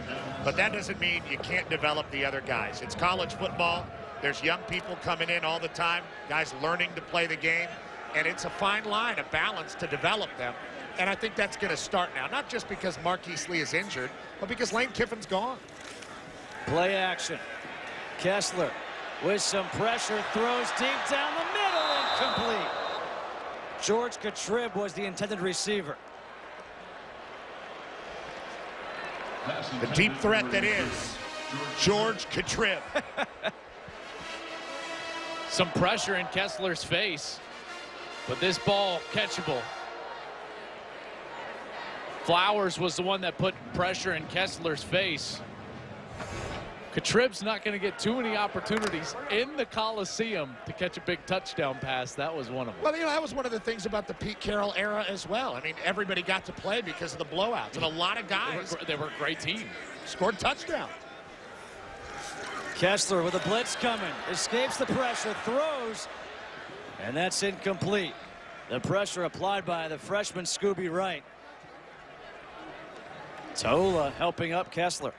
Taula was also in there. Boy, they just don't quit on this Arizona front seven. They do a great job. Scooby Wright completely unblocked, missed assignment from the pass protection of USC, and then Taula comes in there late. I've been really impressed with Scooby Wright. I know that USC's got 38 points and over 500 yards of offense, but for a true freshman, he is always around the football, usually making plays. This is an improved Arizona defense from last year. It's hard to say that tonight, but yeah, but we've seen it all year. They are. You're right. And they're better on the offensive line, too. They're missing a playmaker on the perimeter. A low line drive punt by Alvarado. And look at this one, just dying inside the 5 at the 3. That was like a knockdown wedge with some spin on it. Is that a call preference? Oh, yes. 38-17, USC leading. Marquise Lee says stick to football. Back to Los Angeles. You know, earlier today we saw something very different from this USC football team. Here's them a couple of hours before kickoff. Orgeron bringing the entire team, the coaches, the staff, administrators, and their family members midfield, addressed them, then brought them together. This is something they haven't done before. He talked to them about family and togetherness and building a strong bond, and we've seen that evident here tonight, guys. Indeed we have. On first down, Kadeem Carey up to the 9-yard line. And what was different about that was something Pete Carroll started in his tenure at USC called the Trojan Walk, bringing the guys through the peristyle end and getting together on the 50. I've never seen players, family members invited to that. And I think Ed Orgeron was making a statement that things are going to be different from here on out. Play action. Danker. And that one is incomplete. Out of bounds was David Richards. Kevon Seymour on the coverage. Richards trying to get that foot back down inbounds, but just out with his right heel. Good call by the officials on the incompletion. So now 3rd and 5. With 11 minutes to go here in the 4th quarter. Carey. How about that cutback? Has the first down. That is a run. So good. Kadeem Carey doesn't need much. When he finds just any bit of daylight, I mean, that's just easy pickings for Kadeem Carey. Once he beats right at the point of attack, George Oku comes in free, has a chance to get him 4 yards deep. He misses, and bang, it's a first down. Danker taking the shot down the middle to double coverage, and that's incomplete. Was looking for Nate Phillips. Dion Bailey and Sua Cravens were there. Just to piggyback you on that last Kadeem Carey play, Joel, it's not very often you have a defensive lineman, 275-pound guy, show up in the backfield and not just make the play on the back. You just can't get away from that guy usually. If he puts his hands on you, play's over. Not with Kadeem Carey. First, you got to have the strength to break away from that, and then top-end speed within 2 steps in order to attack the hole. Remarkable ability. On the swing pass out to Carey. And Carey got hit by Hayes Pillard. You talk about his efforts, 88 yards after contact on the night for Kadeem Carey. And it was going to have to be that way because of Arizona's inability to really exploit anything down the football field. They've had a couple big plays, but nothing consistent. 3rd and 10.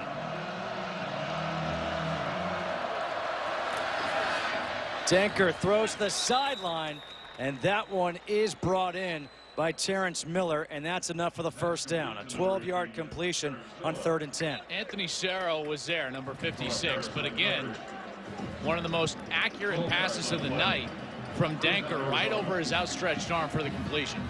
Carey trying to find some hole. Makes a little bit out of nothing to pick up 3. Leonard Williams there.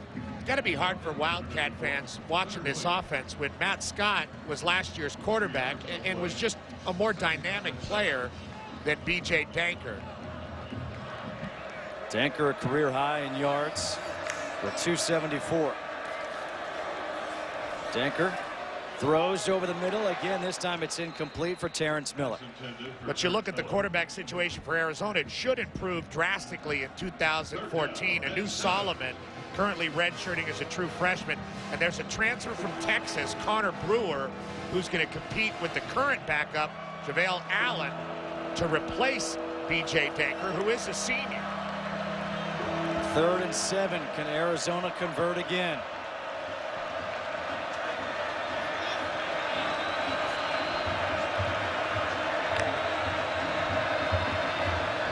Pressure coming. They release out to Carey, who makes the catch, and again dragging tacklers, enough for the first down. Kadeem Carey knows he's playing in Los Angeles. He knows this is a huge stage for him. A couple of years ago, we saw him as a true freshman perform very well against the USC football team, and he's following suit tonight. Why not go back to him?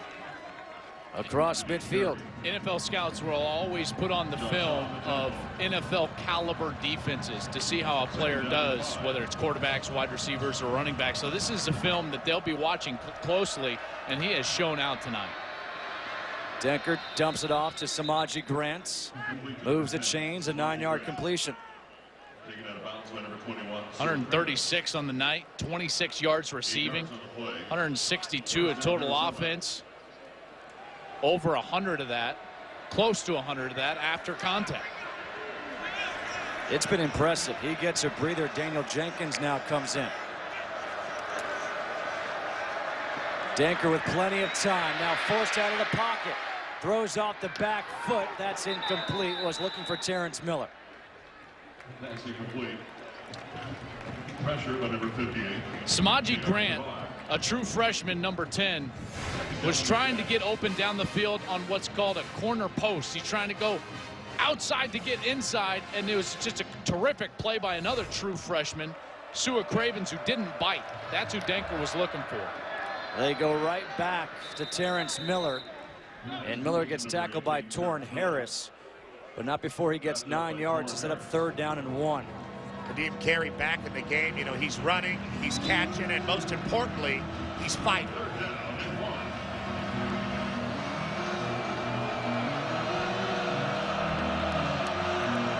Denker and Carey were not happy that they couldn't snap the ball.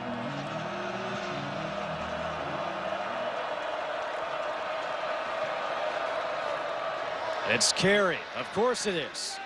And he'll get the first down up to the 30.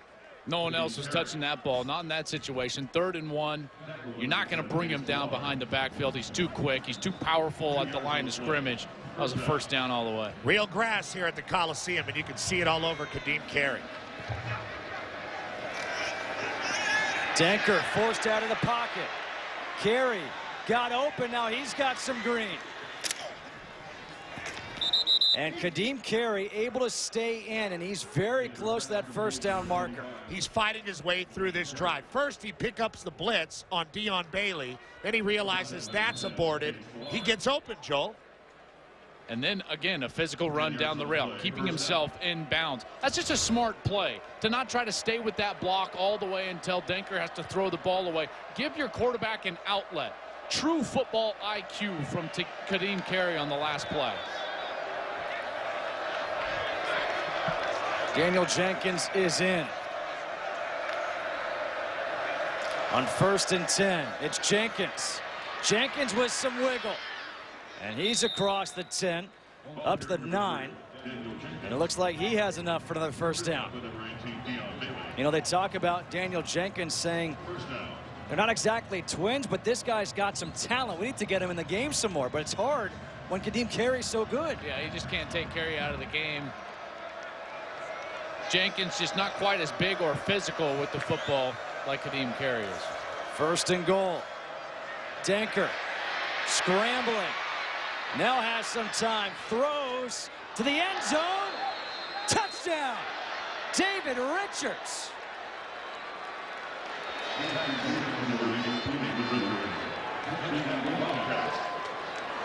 And this is Arizona's passing offense with B.J. Denker at quarterback.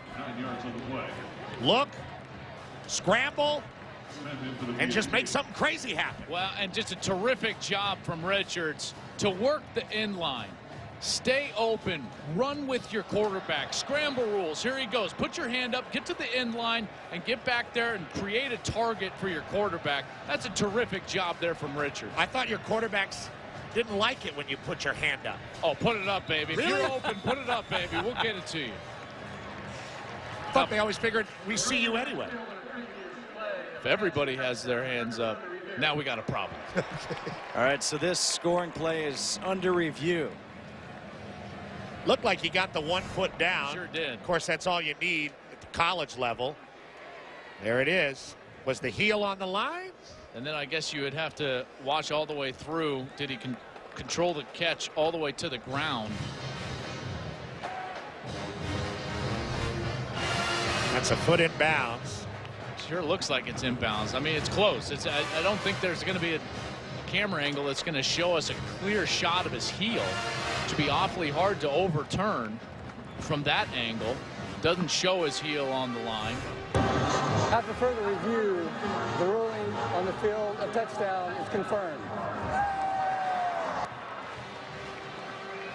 You know, those old scramble rules, as soon as the quarterback breaks the pocket, if you're on an intermediate or deep route, you're immediately taught, run with the quarterback. Get to him. And that's exactly what Richards does. Finds himself with a touchdown grab. Jake Smith on for the extra point. And Smith just gets it in there. So it's 38-24. A 14-point game here in Los Angeles. Arizona's not giving up.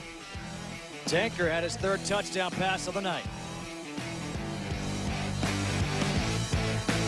Mike Rowe here to 4. 96 yards in 4 minutes and 53 seconds. 17 plays. They converted on 3 third downs. And it results in a touchdown. So it's 38-24. Jake Smith on now. Let's see. Again, the short kick. Fair catch signaled and made for.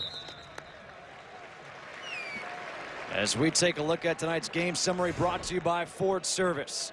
So Cody Kessler throwing for 293 yards. The 2 touchdowns, 62 yards and 63 yards.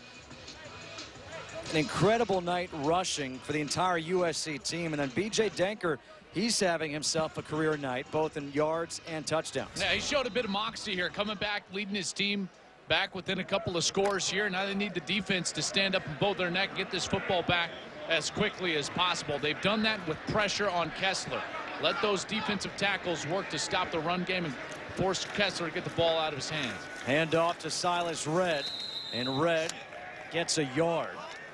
Marquise Flowers with his 9th tackle of the night. And right now, Arizona needs to force a 3-and-out. They still have all 3 timeouts remaining. Cats are still in striking distance. We know how fast their offense can play. And frankly, Kadeem Carey has kept them willfully in this second half with his running and ability to keep on fighting.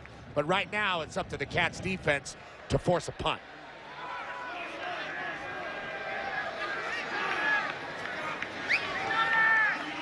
Kessler lets the play clock wind down. Hand off to Redd again. Redd breaks this one. A flag comes in late in the backfield as Redd is up to the 46-yard line. Well, let's see if this one's coming back.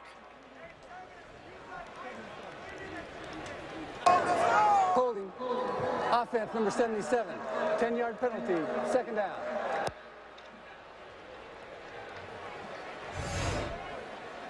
Kevin Graff, right tackle, working on Scooby Wright. Scooby Wright, the true freshman, a bit undersized. You see that hand, that left hand, just start to tug the left shoulder of Scooby Wright down. And Graff gets the holding call. It's a big penalty. Will probably get the Cats the ball back unless SC can bust another big play. And I don't think Wright was going to be able to come off and make that play regardless. I don't think it was either. It's Red again, gets stuffed at the line. 5.5 to go.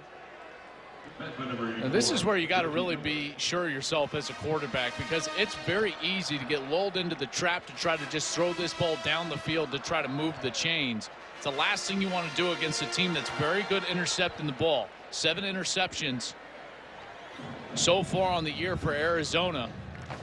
Cody Kessler has got to be safe. A punt is still an okay play right here. Up 2 scores, just outside of 5 minutes left.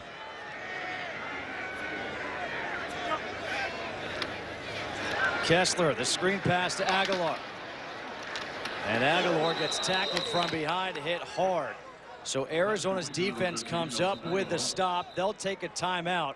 Their first timeouts, they've got 2 remaining.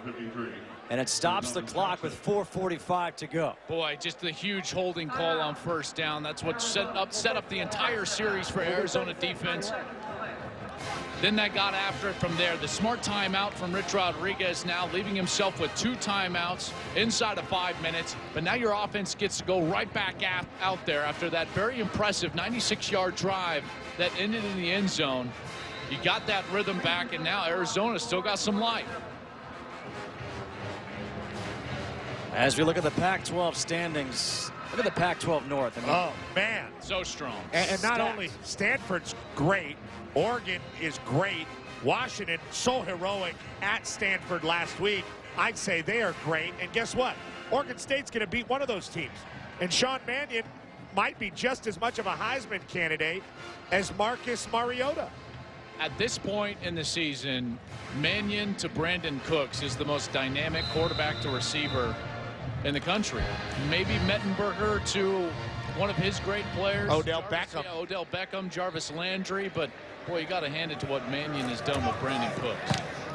Alvarado punts it off to Johnny Jackson. And Jackson, nice cut up the middle, and Jackson gets shoved out of bounds at the 42-yard line by Randall Telford. So good field position coming up here for Arizona with 4:37 to go. They trail by 14. This one's not over. 38-24 here. Don't forget a great matchup coming up this weekend. Oregon against Washington, 4 p.m. Eastern time, right here on Fox Sports 1. Arizona with great starting field position at the 42 of USC. Empty backfield here for Dankert. Comes near side of Terrence Miller, and Miller is out of bounds as he gets the first down up to the 28, a 14-yard completion. Now, we've seen a clear momentum swing in this 4th quarter, but can the Cats score and get it back? I'll tell you, finishing league games is tricky. Dankert, the shot down the sideline, caught, touchdown! Garrick Wharton! I guess the answer is yes. And quickly. Best pass of the night from B.J. Dankert. Just a beautiful ball thrown way before Wharton even looks back. Dankert just throwing to his spot, the front pylon, and the wheel route from the slot. Garrick Wharton beats everybody from USC. What a terrific play and better execution from the pass game of Arizona. Wow, that was quick. 42 yards in 19 seconds. A career-high 4 touchdown passes from B.J. Dankert. Second time he's found Garrick Wharton. It's an unbelievable timing play. This ball was thrown well before Wharton even looked back. It was halfway there before he looked back because he just waited and waited on that wheel route in order to turn his head, and that's what allowed him to get so open. Watch him go and then get down the rail and just wait till the last second to turn his head. He's going to wait until he wins and now turns his head. He caught Sua Cravens just flat-footed and ran right by him. And what a huge holding penalty on USC's possession by Graff. And there you see B.J. Danker, who's not always pretty when he does it, but man, this guy's a gamer. He's a gamer. He's also one of those just natural athletes. It looks like he's playing pickup football, scrambling around, throwing on the run. But because they scored so quickly, they don't have to go for an onside kick. And they may not have to use all their timeouts. They have 2 remaining. A deep kick. And it's taken at the 1 by Seymour, and Seymour gets tackled at the 4. Horrible mistake from USC. Can't just let it go like a punt to get downed inside the 5. Have to take it. It's a completely live ball. And no one blocking because everybody was up there for the hands team. USC thought that they were going to go for the onside kick. I don't know why they thought they were going to go for the onside kick. There's still 4:15 left. It's a 1-score game. That was a clear kick it deep. So USC got caught napping here on 3 straight possessions. 1 the holding, 2 on defense, and now special teams. So what do? Do you run? Do you throw? Do you play your normal offense now that's a 1-score game? You can't get too conservative now. Hand off to Red, trying to get to the outside. He does. Silas Red then gets shoved out of bounds by Shaq Richardson. But he picks up 8 on first down. He's got to get down in bounds. And Silas Red knows better than that in that situation. Great to have the big gain on first down for USC, but almost better to keep this clock running. That was a mistake by Silas Red. 2 big mistakes in the last 2 plays for USC. And the clock is running. But this is the benefit of being able to huddle up, is that you get to sit there, and now Cody Kessler gets to manage the clock. 2nd and 2. Kessler has to bring it all the way down to around 1. It's Red again. Red has the first down. A couple of big runs by Silas Red. That'll stop the clock to reset the chains on the first down. Coaches will tell you all across the country, the mark of a tough football team is a team that can either run the ball or stop the run when they know it's coming. When everybody in the building knows that you're about to turn around and hand the ball off and you still create a hole like that, that means your offensive line is doing some work. Really nice cut around Chad Wheeler, getting his feet straight in the hole, jumping over one hole, Monty Ball style. Great job by Red.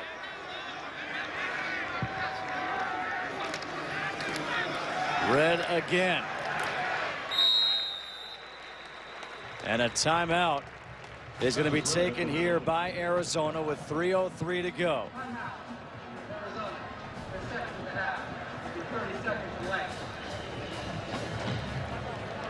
This second half, it has been a ball game. Been a heck of a second half. Started with B.J. Danker. That was his first touchdown pass to Garrick Wharton. And then he finds his tight end in the back of the end zone. Richards running the end line. And then Wharton again. Garrick Wharton playing that ball with his eyes. Defensive backs are always taught defend the eyes. When the eyes go back for the ball, that's when you start defending the ball. Because he gave such late eyes, not looking back to the quarterback, that's why Sua Cravens was nowhere to be found. Just a terrific job. This quarter has been all Arizona, 143 yards. It's only 51 for USC. 38-31 with 3:03 to go. Silas Red cuts it back. Red gets spun forward, and that's going to be a first down. Just a huge play. Petros Flowers was out there, the senior from Phoenix, 6'3", 233 pounds. Flowers is number 2, and he's got a chance to bring down Silas Red in the open field. Silas Red comes, sees that line, though, and he goes and gets it. And that fire and enthusiasm that USC started the game with kind of brought back in this final drive when they need it by Silas Redd, the veteran.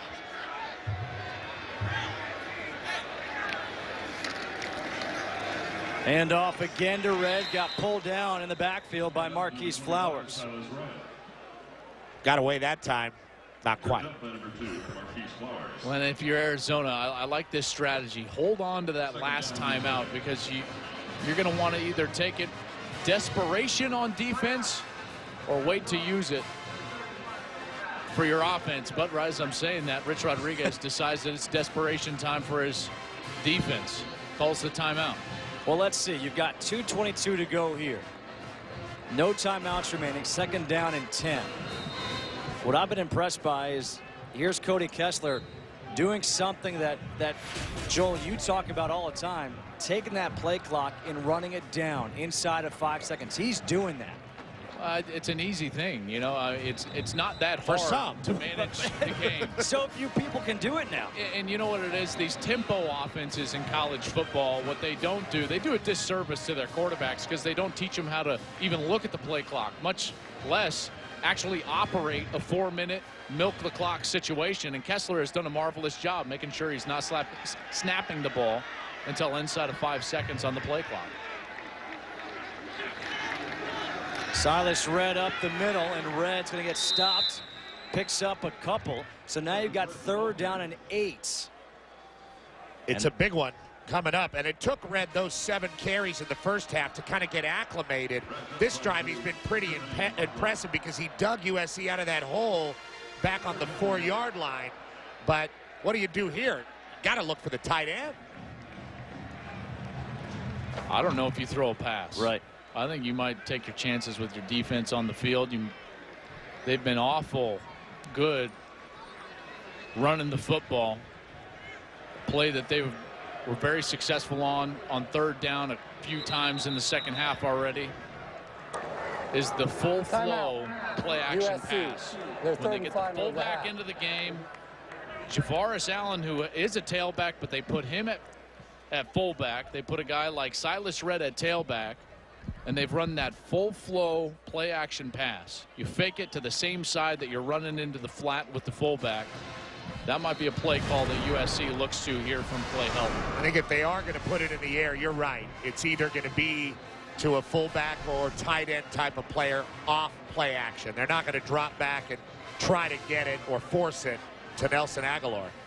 An uber easy completion. If I'm calling a pass, it's going to be something that I know I can complete 98% of the time. Justin Kutcher alongside Joel Klatt, Petros Papadakis, and Christina Pink here at the Coliseum in Los Angeles. 38-31, USC leading Arizona. 3rd and 8 coming up with 1:38 to go here in the 4th. Silas Redd in the backfield. They will keep it on the ground. Silas Redd will get the 1st down. What an effort!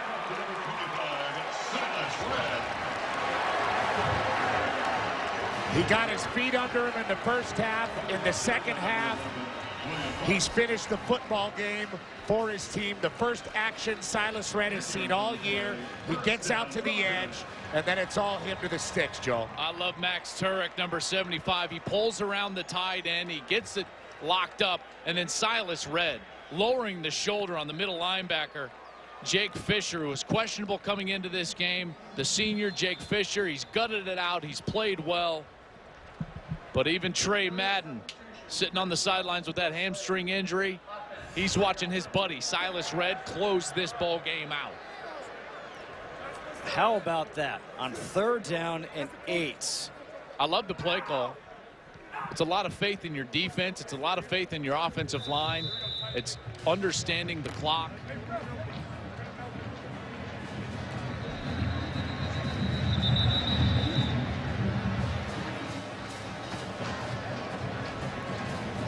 Rich Rodriguez has some questions about the clock management of that last penalty, which was a penalty against USC.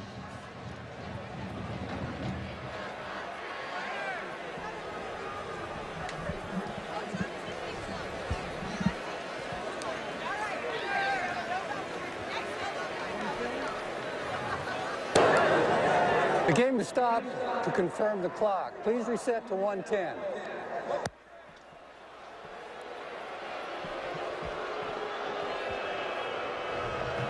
Crowd doesn't like it. Just 5 seconds. 7 seconds. Well, that's egregious.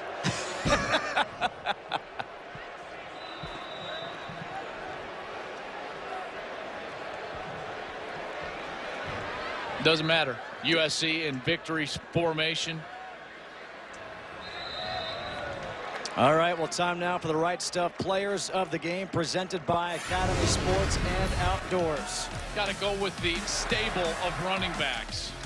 USC ran all of them out there. Silas Red, the bulk of the yards, all in the second half after getting his feet wet. We've seen the true freshman. We saw the power from a guy like Jarvis Allen, but they've all been impressive in their own right. They've all done what they were asked to do, which is be physical at the point of attack, protect the football, catch the ball, pick up blitz. Great game by the entire USC backfield, including the two fullbacks, Jaleel Pinner and Soma Manuku. And Silas Red, just the closer, just coming on here and closing this ball game out. The stretch play, and Ed Ogeron gets the shower on the sidelines. A well-deserved shower for Ed Ogeron. He said he wanted to bring fun back to this program. Bring it back to the days of Pete Carroll. Well, we saw a lot of celebrating by these USC Trojans today. And Ed Ogeron, as the interim head coach for USC, is 1-0. This is the exuberance that he was trying to bring, and he did it. Congratulations to Ed Ogeron and the USC Trojans. A 38-31 victory for USC over Arizona. And coming up right now, it's Fox Sports Live. Here's Mike Hill.